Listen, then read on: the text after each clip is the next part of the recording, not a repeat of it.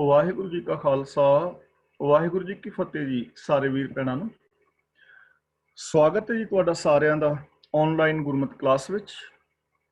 ਜਿਵੇਂ ਕਿ ਆਪ ਸਾਰਿਆਂ ਨੂੰ ਪਤਾ ਹੈ ਕਿ ਅਸੀਂ ਸਾਰੇ ਵੀਰ ਭੈਣਾਂ ਮਿਲ ਕੇ ਸੁਖਮਨੀ ਸਾਹਿਬ ਜੀ ਦੀ ਵਿਚਾਰ ਸਾਂਝੀ ਕਰ ਰਹੇ ਹਾਂ ਇੱਕ ਪਰਿਵਾਰ ਦੀ ਤਰ੍ਹਾਂ, ਔਰ ਗੁਰਬਾਣੀ ਰਾਹੀਂ ਅਸੀਂ ਜੀਵਨ ਜਾਤ ਸਿੱਖਣ ਦੀ ਟਰਾਈ ਕਰ ਰਹੇ ਹਾਂ।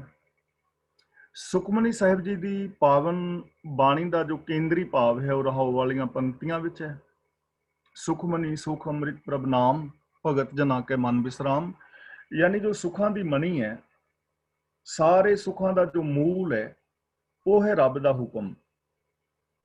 ਰੱਬੀ ਹੁਕਮ ਦੇ ਅੰਦਰ ਜੋ ਤੁਰਦਾ ਹੈ ਉਹ ਇਨਸਾਨ ਸੁਖੀ ਔਰ ਸ਼ਾਂਤ ਹੈ, ਤੇ ਭਗਤ ਉਹ ਨੇ ਜੋ ਰੱਬੀ ਰਜ਼ਾ ਦੇ ਵਿੱਚ ਤੁਰਦੇ ਨੇ, ਰੱਬੀ ਹੁਕਮ ਨੂੰ ਆਪਣੇ ਮਨ ਦੇ ਅੰਦਰ ਪਿਆਰ ਦੇ ਨਾਲ ਵਸਾਉਂਦੇ ਨੇ। ਤਾਂ ਕੱਲ ਤੱਕ ਅਸੀਂ 6 ਅਸ਼ਟਪਦੀਆਂ ਦੀ ਵਿਚਾਰ ਸਾਂਝੀ ਕਰ ਚੁੱਕੇ ਹਾਂ। ਅੱਜ ਅਸੀਂ 7ਵੀਂ ਅਸ਼ਟਪਦੀ ਦੀ ਵਿਚਾਰ ਸਾਂਝੀ ਕਰ ਰਹੇ ਹਾਂ।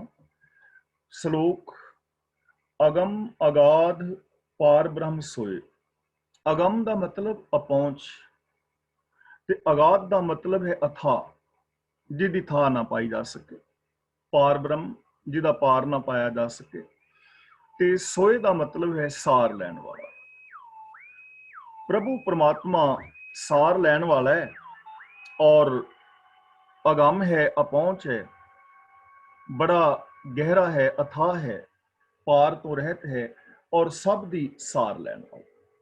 ਯਾਨੀ ਪ੍ਰਭੂ ਦਾ ਅੰਤ ਨਹੀਂ ਪਾਇਆ ਜਾ ਸਕਦਾ, ਉਹ ਅਨੰਤ ਹੈ। ਜੋ ਜੋ ਕਹੈ ਸੋ ਮੁਕਤਾ ਹੋਏ। ਕਹਿ ਦਾ ਮਤਲਬ ਜੋ ਵੀ ਉਹਦੇ ਗੁਣ ਗਾਉਂਦਾ ਹੈ, ਮਨ ਬਚਨ ਔਰ ਕਰਮ ਕਰਕੇ ਰੱਬੀ ਹੁਕਮ ਨੂੰ, ਰੱਬੀ ਗੁਣਾਂ ਨੂੰ ਜੋ ਆਪਣੇ ਮਨ ਵਿੱਚ ਵਸਾਉਂਦਾ ਹੈ, ਜਿਸ ਦੀ ਬੋਲ ਬਾਣੀ ਵਿੱਚ ਰੱਬੀ ਗੁਣ ਨੇ ਔਰ ਜਿਸ ਦੇ ਵਿਹਾਰ ਵਿੱਚ ਰੱਬੀ ਗੁਣ ਨੇ, ਯਾਨੀ ਮਨ ਬਚਨ ਔਰ ਕਰਮ ਕਰਕੇ ਜੋ ਰੱਬੀ ਗੁਣਾਂ ਦਾ ਧਾਰਨੀ ਹੈ, ਸੋ ਮੁਕਤਾ ਹੋਏ। ਉਹ ਵਿਕਾਰਾਂ ਤੋਂ ਖਲਾਸੀ ਪਾ ਲੈਂਦਾ, ਮੁਕਤ ਹੋ ਜਾਂਦਾ। ਤੇ ਸਿੱਖ ਧਰਮ ਜੀਵਨ ਮੁਕਤੀ ਦੇ ਵਿੱਚ ਵਿਸ਼ਵਾਸ ਰੱਖਦਾ ਹੈ, ਤੇ ਗੁਰਦੇਵ ਪਾਤਸ਼ਾਹ ਨੇ ਜੀਵਨ ਮੁਕਤੀ ਦਾ ਸਿਧਾਂਤ ਸਾਡੀ ਝੋਲੀ ਦੇ ਵਿੱਚ ਪਾਇਆ। ਸੰਸਾਰ ਦੇ ਅੰਦਰ ਜ਼ਿੰਦਗੀ ਜੀਂਦਿਆਂ, ਪਰਿਵਾਰਕ ਜੀਵਨ ਨਿਰਵਾਹ ਕਰਦਿਆਂ, ਵਿਕਾਰਾਂ ਤੋਂ ਰਹਿਤ ਹੋ ਕੇ ਸੱਚ ਨੂੰ ਆਧਾਰ ਬਣਾ ਕੇ ਮਨੁੱਖੀ ਫਰਜ਼ਾਂ ਨੂੰ ਪੂਰੇ ਕਰਨ ਵਾਲਾ ਬੰਦਾ ਸੁਖੀ ਔਰ ਸ਼ਾਂਤ ਹੈ, ਵਿਕਾਰਾਂ ਤੋਂ ਮੁਕਤ ਹੈ, ਰੱਬ ਦੇ ਅੰਦਰ ਮਿਲਿਆ ਪਿਆ ਹੈ।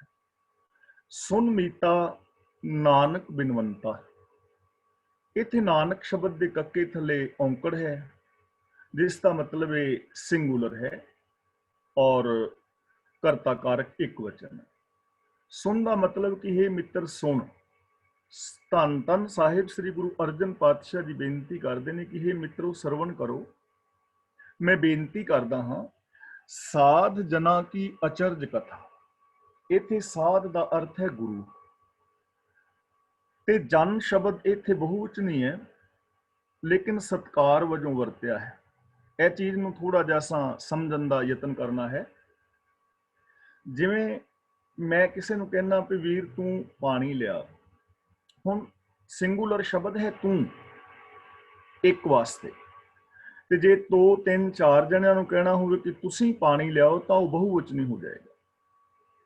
ਲੇਕਿਨ ਅਸੀਂ ਸਤਕਾਰ ਵਾਸਤੇ ਤੁਸੀਂ ਸ਼ਬਦ ਵਰਤੇ ਆ ਦੂਜੇ ਲਈ। ਤੁਸੀਂ ਸ਼ਬਦ ਬਹੁਵਚਨ ਹੈ, ਪਰ ਸਤਕਾਰ ਵਾਸਤੇ ਅਸੀਂ ਇਕੱਲੇ ਬੰਦੇ ਵਾਸਤੇ ਵੀ ਤੁਸੀਂ ਸ਼ਬਦ ਵਰਤਦੇ ਆ। ਬੱਚਿਆਂ ਨੂੰ ਅਸੀਂ ਕਹਿੰਦੇ ਨਾ ਬੇਟਾ ਤੁਸੀਂ ਪੜ੍ਹਾਈ ਕਰੋ, ਹੁੰਦਾ ਬੱਚਾ ਇਕੱਲਾ ਹੈ ਪਰ ਪਿਆਰ ਨਾਲ ਸਤਕਾਰ ਨਾਲ ਕਹਿ ਰਹੇ ਹੁੰਦੇ ਆ। ਤਾਂ ਇੱਥੇ ਜਨਾ ਸ਼ਬਦ ਵੀ ਬਹੁਵਚਨੀ ਨਹੀਂ, ਸਿੰਗੂਲਰ ਹੈ, ਲੇਕਿਨ ਸਤਕਾਰ ਵਾਸਤੇ ਕਿਹਾ ਹੈ। ਸਾਧ ਜਨਾ ਕੀ ਅਚਰਜ ਕਥਾ। ਸਾਧ ਦਾ ਮਤਲਬ ਗੁਰੂ, ਯਾਨੀ ਗੁਰੂ ਦੀ ਜੋ ਸਿਫਤ ਹੈ ਉਹ ਅਚਰਜ ਹੈ, ਹੈਰਾਨ ਕਰ ਦੇਣ ਵਾਲੀ ਹੈ, ਵੰਡਰਫੁਲ ਹੈ, ਆਸ਼ਚਰਯਜਨਕ ਹੈ, ਵਿਸਮਾਦ ਵਿੱਚ ਲੈ ਜਾਣ ਵਾਲੀ ਹੈ। ਗੁਰੂ ਦੀ ਕਥਾ, ਗੁਰੂ ਦਾ ਜ਼ਿਕਰ, ਗੁਰੂ ਦੇ ਗੁਣਾਂ ਨੂੰ ਕਥਨ ਕਰਨਾ, ਇਹ ਜੋ ਹੈ ਅਚਰਜ ਕਰ ਦੇਣ ਵਾਲੀ ਹੈ। ਔਰ ਹਕੀਕਤ ਹੈ ਕਿ ਜਿਸ ਵੀ ਇਨਸਾਨ ਨੇ ਗੁਰੂ ਦੇ ਚਰਨਾਂ ਦੀ ਚਰਨ ਔਰ ਸ਼ਰਨ ਲਈ,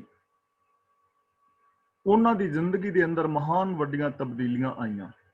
ਭੱਟ ਜਨਾਂ ਨੇ ਬੜੇ ਪਿਆਰ ਨਾਲ ਉਸਤਤ ਕੀਤੀ ਹੈ ਗੁਰੂ ਸਾਹਿਬਾਨ ਦੀ ਕਿ ਜਿਨ੍ਹਾਂ ਨੇ ਗੁਰੂ ਦੇ ਗਿਆਨ ਮੁਤਾਬਕ ਜ਼ਿੰਦਗੀ ਜੀਵੀ ਉਹ ਲੋਹੇ ਤੋਂ ਲਾਲਾਂ ਵਰਗੇ ਕੀਮਤੀ ਹੋ ਗਏ। ਉਹ ਆਮ ਲੱਕੜ ਤੋਂ ਚੰਦਨ ਵਰਗੇ ਸੁਗੰਧਿਤ ਇਨਸਾਨ ਹੋ ਗਏ ਜੀਵਨ ਵਾਲੇ। ਉਹਨਾਂ ਦਾ ਸੁੱਕਾ ਸੜਿਆ ਜੀਵਨ ਸ਼ੁਭ ਗੁਣਾਂ ਦੇ ਨਾਲ ਹਰਾ ਭਰਾ ਹੋ ਗਿਆ ਔਰ ਪਤਿਤ ਤੋਂ ਉਹ ਪੁਨੀਤ ਹੋ ਗਏ, ਨੀਵੇਂ ਤੋਂ ਉੱਚੇ ਹੋ ਗਏ, ਮੂਰਖਾਂ ਤੋਂ ਉਹ ਸਿਆਣੇ ਔਰ ਵਿਦਵਾਨ ਹੋ ਗਏ।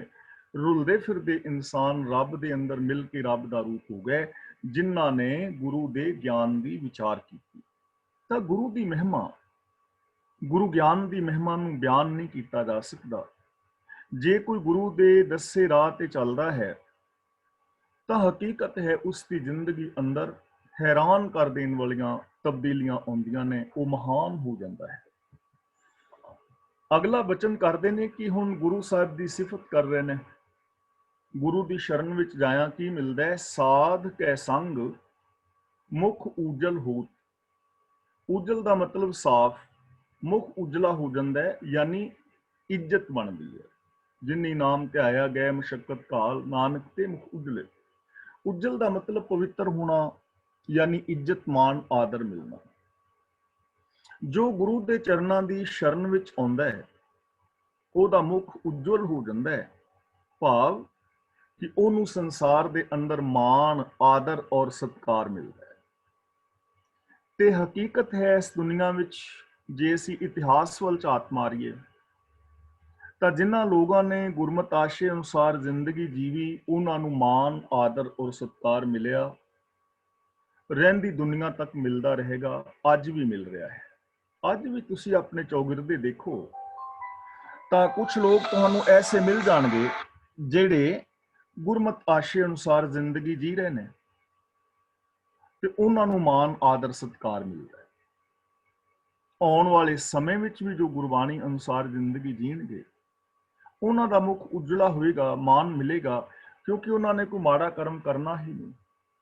ਤਾਂ ਇਸ ਲਈ ਜੇ ਅਸੀਂ ਚਾਹੁੰਦੇ ਹਾਂ ਕਿ ਸਾਡੀ ਜ਼ਿੰਦਗੀ ਵਿੱਚ ਸਾਨੂੰ ਮਾਣ ਆਦਰ ਸਤਿਕਾਰ ਮਿਲੇ ਤਾਂ ਸਾਨੂੰ ਗੁਰੂ ਦੇ ਚਰਨਾਂ ਦੀ ਸ਼ਰਨ ਲੈਣੀ ਚਾਹੀਦੀ। ਸਾਧ ਸੰਗ ਮਲ ਸਗਲੀ ਖੋਤ। ਖੋਤ ਦਾ ਮਤਲਬ ਨਾਸ ਹੋ ਜਾਂਦੀ ਹੈ, ਖੋਈ ਜਾਂਦੀ ਹੈ, ਖਤਮ ਹੋ ਜਾਂਦੀ, ਲੈ ਜਾਂਦੀ। ਮਲ ਦਾ ਮਤਲਬ ਮੈਲ। ਗੁਰੂ ਦੀ ਸ਼ਰਨ ਲਿਆ ਜਿੰਨੀ ਵੀ ਵਿਕਾਰਾਂ ਦੀ ਮੈਲ ਹੈ ਉਹ ਮੈਲ ਮਿਟ ਜਾਂਦੀ ਹੈ। ਮਾਨਸਿਕਤਾ ਵਿੱਚੋਂ, ਸੋਚ ਵਿੱਚੋਂ ਭਰੀਏ ਮਤ ਪਾਪਾਂ ਕੇ ਸੰਗ ਉਹ ਧੋਪੈ ਨਾਵੇਂ ਕਰੰਗ। ਜਦੋਂ ਅਸੀਂ ਆਪਣੀ ਸੋਚ ਨੂੰ ਛੱਡਦੇ ਹਾਂ, ਆਪਣੀ ਮੱਤ ਨੂੰ ਛੱਡ ਕੇ ਗੁਰੂ ਦੀ ਮੱਤ ਦੇ ਧਾਰਨੀ ਹੁੰਦੇ ਹਾਂ ਤਾਂ ਸਾਡੀ ਜ਼ਿੰਦਗੀ ਚੋਂ ਵਿਕਾਰ ਖਤਮ ਹੋ ਜਾਂਦੇ ਨੇ, ਕਿਉਂਕਿ ਗੁਰੂ ਦੇ ਦੱਸੇ ਰਾਹਾਂ ਤੇ ਤੁਰਨ ਵਾਲਾ ਬੰਦਾ ਸੱਚ ਬੋਲੇਗਾ ਤਾਂ ਝੂਠ ਦੀ ਮੈਲ ਆਪੇ ਹੀ ਖਤਮ ਹੋ ਜਾਣੀ। ਗੁਰੂ ਦੇ ਦੱਸੇ ਰਾਹਾਂ ਤੇ ਤੁਰਨ ਵਾਲਾ ਇਨਸਾਨ ਪਿਆਰ ਦੇ ਨਾਲ ਰਹੇਗਾ ਤਾਂ ਨਫ਼ਰਤ ਦੀ ਮੈਲ ਆਪੇ ਮਿਟ ਜਾਣੀ। ਗੁਰੂ ਦੇ ਦੱਸੇ ਰਾਹਾਂ ਤੇ ਤੁਰਨ ਵਾਲਾ ਬੰਦਾ ਉੱਚੇ ਸੁੱਚੇ ਆਚਰਨ ਦਾ ਧਾਰਨੀ ਹੋਏਗਾ ਤਾਂ ਮਾੜਾ ਆਚਰਨ ਦੀ ਮੈਲ ਆਪੇ ਹੀ ਖਤਮ ਹੋ ਜਾਣੀ ਹੈ ਨਾ। ਇਸ ਲਈ ਗੁਰੂ ਜੀ ਕਹਿੰਦੇ ਨੇ ਗੁਰੂ ਦੇ ਦੱਸੇ ਰਾਹਾਂ ਤੇ ਤੁਰਿਆ ਜ਼ਿੰਦਗੀ ਚੋਂ ਮੈਲ ਖਤਮ ਹੋ ਜਾਂਦੀ। ਸਾਧ ਕੈ ਸੰਗ ਮਿਟੈ ਅਭਿਮਾਨ। ਗੁਰੂ ਦੇ ਚਰਨਾਂ ਦੀ ਸ਼ਰਨ ਲਿਆ ਬੰਦੇ ਦੀ ਜ਼ਿੰਦਗੀ ਚੋਂ ਅਹੰਕਾਰ ਦੂਰ ਹੋ ਜਾਂਦਾ। ਨਾ ਤੇ ਉਸ ਦੇ ਅੰਦਰ ਇਨਫੀਰੀਓਰਿਟੀ ਕੰਪਲੈਕਸ ਹੈ ਤੇ ਨਾ ਉਸ ਦੇ ਅੰਦਰ ਸੁਪਰੀਓਰਿਟੀ ਕੰਪਲੈਕਸ ਹੈ, ਉਹ ਸਵਾਭਿਮਾਨੀ ਹੈ। ਦੇਖੋ ਅਸੀਂ ਕਈ ਵਾਰ ਅਹੰਕਾਰ ਕਰਦੇ ਹਾਂ ਕਿ ਇਹ ਕੰਮ ਮੈਂ ਕਰ ਸਕਦਾ ਔਰ ਵਾਸਤਵ ਦੇ ਵਿੱਚ ਕਰ ਸਕਦੇ ਹੁੰਦੇ ਹਾਂ, ਪਰ ਅਸਲੀ ਅਹੰਕਾਰ ਕੀ ਹੈ ਕਿ ਹੁਕਮ ਹੈ ਅੰਦਰ ਸਭ ਕੋ ਬਾਹਰ ਹੁਕਮ ਨਾ ਕੋਏ। ਨਾਨਕ ਹੁਕਮੈ ਜੇ ਬੁਝੈ ਤਾਂ ਹੂੰ ਮੈਂ ਕਹਿ ਨਾ ਕੋਏ। ਜਦੋਂ ਬੰਦੇ ਨੂੰ ਹੁਕਮ ਦੀ ਪਹਿਚਾਣ ਆਉਂਦੀ ਹੈ ਨਾ, ਗੁਰੂ ਦੱਸੇ ਰਾਹਾਂ ਤੇ ਚੱਲ ਕੇ ਕਿ ਇਹ ਸੰਸਾਰ ਅੰਦਰ ਹਰ ਚੀਜ਼ ਸਿਸਟਮ ਦੇ ਅੰਦਰ ਹੈ, ਲਾ ਆਫ ਨੇਚਰ ਵਿੱਚ ਹੈ, ਰੱਬੀ ਕਾਨੂੰਨਾਂ ਵਿੱਚ ਹੈ ਤੇ ਰੱਬੀ ਕਾਨੂੰਨਾਂ ਨੂੰ, ਕੁਦਰਤ ਦੇ ਨਿਯਮਾਂ ਨੂੰ ਬਦਲਿਆ ਨਹੀਂ ਜਾ ਸਕਦਾ, ਤਾਂ ਫਿਰ ਬੰਦਾ ਹੰਕਾਰ ਨਹੀਂ ਕਰੇਗਾ ਕਿ ਮੈਂ ਕਰ ਸਕਦਾ, ਨਿਯਮਾਂ ਤੋਂ ਉਲਟ ਵੀ ਕੁਛ ਮੈਂ ਕਰ ਸਕਦਾ, ਐਸਾ ਨਹੀਂ ਕਰੇਗਾ। ਫਿਰ ਰੱਬੀ ਹੁਕਮ ਦੇ ਅੰਦਰ ਤੁਰੇਗਾ। ਫਿਰ ਉਹ ਕਦੇ ਭਰਮ ਭੁਲੇਖਾ ਨਹੀਂ ਪਾਏਗਾ ਕਿ ਮੇਰੇ ਡੇਰੇ ਤੋਂ 2 ਸੇਬ ਲੈ ਜਾਓ ਤੇ ਬੱਚੇ ਪੈਦਾ ਹੋਣਗੇ। ਫਿਰ ਉਹ ਕਦੇ ਐਸੀ ਗੱਲ ਨਹੀਂ ਕਰੇਗਾ ਕਿ ਇਥੋਂ ਜਲ ਲੈ ਜਾਓ ਤੇ ਤੁਹਾਡਾ ਮੁਕੱਦਮਾ ਜਿੱਤ ਜਾਏਗਾ। ਹੰਕਾਰ ਖਤਮ ਹੋ ਜਾਏਗਾ, ਉਹਨੂੰ ਸਮਝ ਆ ਜਾਏਗੀ ਕਿ ਹੁਕਮ ਰਜਾ ਦੇ ਅੰਦਰ ਤੁਰਨਾ ਹੈ। ਪਹਿਲੀ ਗੱਲ। ਦੂਜੀ ਗੱਲ, ਜਦੋਂ ਗੁਰੂ ਦੇ ਦੱਸੇ ਰਾਹਾਂ ਤੇ ਤੁਰੇਗਾ ਤਾਂ ਉਸ ਨੂੰ ਪਤਾ ਲੱਗੇਗਾ ਕਿ ਸਭ ਮੈਂ ਜੋਤ ਜੋਤ ਹੈ ਸੋਈ, ਤਾਂ ਉਹ ਹੰਕਾਰ ਕਰਕੇ ਕਿਸੇ ਦੂਜੇ ਨੂੰ ਨੀਵਾਂ ਨਹੀਂ ਦਿਖਾਏਗਾ। ਤੇ ਤੀਜੀ ਗੱਲ, ਗੁਰੂ ਦੇ ਚਰਨਾਂ ਦੀ ਸ਼ਰਨ ਵਿੱਚ ਜਾ ਕੇ ਪਤਾ ਲੱਗੇਗਾ ਕਿ ਮੇਰੇ ਅੰਦਰ ਰੱਬ ਵਸਦਾ ਹੈ, ਮੈਂ ਆਪਣੇ ਮੂਲ ਨੂੰ ਪਹਿਚਾਨਣਾ ਹੈ, ਮੇਰੇ ਅੰਦਰ ਅਨੰਤ ਪੋਸੀਬਿਲਿਟੀਜ਼ ਨੇ, ਤਾਂ ਉਹ ਫਿਰ ਇਨਫੀਰੀਓਰਿਟੀ ਕੰਪਲੈਕਸ ਦਾ ਸ਼ਿਕਾਰ ਨਹੀਂ ਹੋਏਗਾ। ਸਾਧ ਕੇ ਸੰਗ ਪ੍ਰਗਟੈ ਸੁਗਿਆਨ, ਇਹਨੂੰ ਸੋ ਗਿਆਨ ਵੱਖਰਾ ਨਹੀਂ ਪੜਨਾ, ਸੁਗਿਆਨ। ਸੁਗਿਆਨ ਦਾ ਮਤਲਬ ਸੋਹਣਾ ਗਿਆਨ, ਸ੍ਰੇਸ਼ਟ ਗਿਆਨ, ਚੰਗੀ ਮਤ। ਗੁਰੂ ਦੇ ਚਰਨਾਂ ਦੀ ਸ਼ਰਨ ਵਿੱਚ ਆਣ ਕੇ ਸੱਚਾ ਗਿਆਨ ਪੈਦਾ ਹੋ ਜਾਂਦਾ ਹੈ, ਸੋਹਣਾ। ਦੇਖੋ, ਗਿਆਨ ਹਰ ਬੰਦੇ ਕੋਲ ਹੈ, ਆਪਾਂ ਪਹਿਲਾਂ ਇਹ ਵਿਚਾਰ ਕਰ ਚੁੱਕੇ ਹਾਂ। ਗਿਆਨ ਤੇ ਉਸ ਬੰਦੇ ਕੋਲ ਵੀ ਹੈ ਜੋ ਚੋਰੀ ਕਰ ਰਿਹਾ ਹੈ, ਜੋ ਕਿਸੇ ਦੇ ਖਾਤੇ ਹੈਕ ਕਰ ਰਿਹਾ ਹੈ, ਡੁਪਲੀਕੇਟ ਦਵਾਈਆਂ ਵੇਚ ਰਿਹਾ ਹੈ, ਜਾਂ ਰਿਸ਼ਵਤ ਲੈ ਰਿਹਾ ਹੈ, ਜਾਂ ਬੇਈਮਾਨੀ ਠੱਗੀ ਕਰ ਰਿਹਾ ਹੈ। ਗਿਆਨ ਤਾਂ ਉਹਦੇ ਕੋਲ ਵੀ ਹੈ। ਗਿਆਨ ਤਾਂ ਉਸ ਬੰਦੇ ਕੋਲ ਵੀ ਹੈ ਕਿ ਜੋ ਕਿਸੇ ਦੇ ਘਰ ਨੂੰ ਬਰਬਾਦ ਕਰ ਦਿੰਦਾ, ਚੁਗਲੀ ਕਰਕੇ, ਅੱਗ ਲਾ ਕੇ। ਗਿਆਨ ਤਾਂ ਹੈ ਨਾ, ਪਰ ਉਹ ਚੰਗਾ ਗਿਆਨ ਨਹੀਂ ਹੈ। ਗਿਆਨ ਦੀ ਉਹ ਦੁਰਵਰਤੋਂ ਕਰ ਰਿਹਾ ਹੈ। ਜਦੋਂ ਗੁਰੂ ਦੇ ਚਰਨਾਂ ਦੀ ਸ਼ਰਨ ਵਿੱਚ ਕੋਈ ਆਏਗਾ ਤਾਂ ਉਹਦੇ ਅੰਦਰ ਚੰਗਾ ਗਿਆਨ ਪੈਦਾ ਹੋਏਗਾ। ਉਹ ਆਪਣੇ ਗਿਆਨ ਦੀ ਵਰਤੋਂ ਸਹੀ ਕਰੇਗਾ। ਉਹਨੂੰ ਸਮਝ ਪੈ ਜਾਏਗੀ ਕਿ ਜ਼ਰਰੇ ਜ਼ਰਰੇ ਦੇ ਅੰਦਰ ਰੱਬ ਸਮਾਇਆ ਹੋਇਆ ਹੈ। ਉਹਨੂੰ ਸਮਝ ਪੈ ਜਾਏਗੀ ਕਿ ਮੈਂ ਰੱਬੀ ਕਾਨੂੰਨਾਂ ਦੇ ਅੰਦਰ ਚੱਲਣਾ ਹੈ। ਉਹਨੂੰ ਸਮਝ ਪੈ ਜਾਏਗੀ ਕਿ ਜਿਹੋ ਜਿਹਾ ਵਿਹਾਰ ਮੈਂ ਦੂਜਿਆਂ ਤੋਂ ਚਾਹੁੰਦਾ ਹਾਂ, ਇਹੋ ਜਿਹਾ ਵਿਹਾਰ ਮੈਂ ਦੂਜਿਆਂ ਦੇ ਨਾਲ ਕਰਨਾ ਵੀ ਹੈ। ਉਹਨੂੰ ਸਮਝ ਪੈ ਜਾਏਗੀ ਕਿ ਜੋ ਬੋਲ ਕਿਸੇ ਤੋਂ ਮੈਂ ਆਪਣੇ ਵਾਸਤੇ ਨਹੀਂ ਸੁਣਨਾ ਚਾਹੁੰਦਾ, ਉਹ ਬੋਲ ਮੈਂ ਦੂਜਿਆਂ ਵਾਸਤੇ ਵੀ ਨਹੀਂ ਬੋਲਣੇ। ਉਹਦੇ ਅੰਦਰ ਚੰਗਾ ਗਿਆਨ ਪੈਦਾ ਹੋ ਜਾਏਗਾ। ਉਸ ਗਿਆਨ ਦੇ ਨਾਲ ਉਹ ਫੈਸਲੇ ਲਏਗਾ ਜਿਸ ਦੇ ਨਾਲ ਉਸ ਦੀ ਜ਼ਿੰਦਗੀ ਵਿੱਚ ਵੀ ਸੁੱਖ ਆਏ ਔਰ ਸੰਸਾਰ ਅੰਦਰ ਵੀ ਸੁੱਖ ਪੈਦਾ ਹੋਵੇ। ਸਾਧ ਕੇ ਸੰਗ ਬੁਝੈ ਪ੍ਰਭ ਨੇਰਾ। ਨੇਰਾ ਦਾ ਮਤਲਬ ਨੇੜੇ, ਬੁਝੈ ਦਾ ਮਤਲਬ ਬੁੱਝ ਲੈਂਦਾ ਹੈ, ਜਾਣ ਲੈਂਦਾ। ਜਿਵੇਂ ਹਾਂ, ਕਲਾਸ ਤੋਂ ਪਹਿਲਾਂ ਤੁਸੀਂ ਕਹਾਣੀਆਂ ਪਾਉਂਦੇ ਹੋ, ਕਹਾਣੀ ਬੁੱਝੋ, ਜਾਣੋ, ਸਮਝੋ।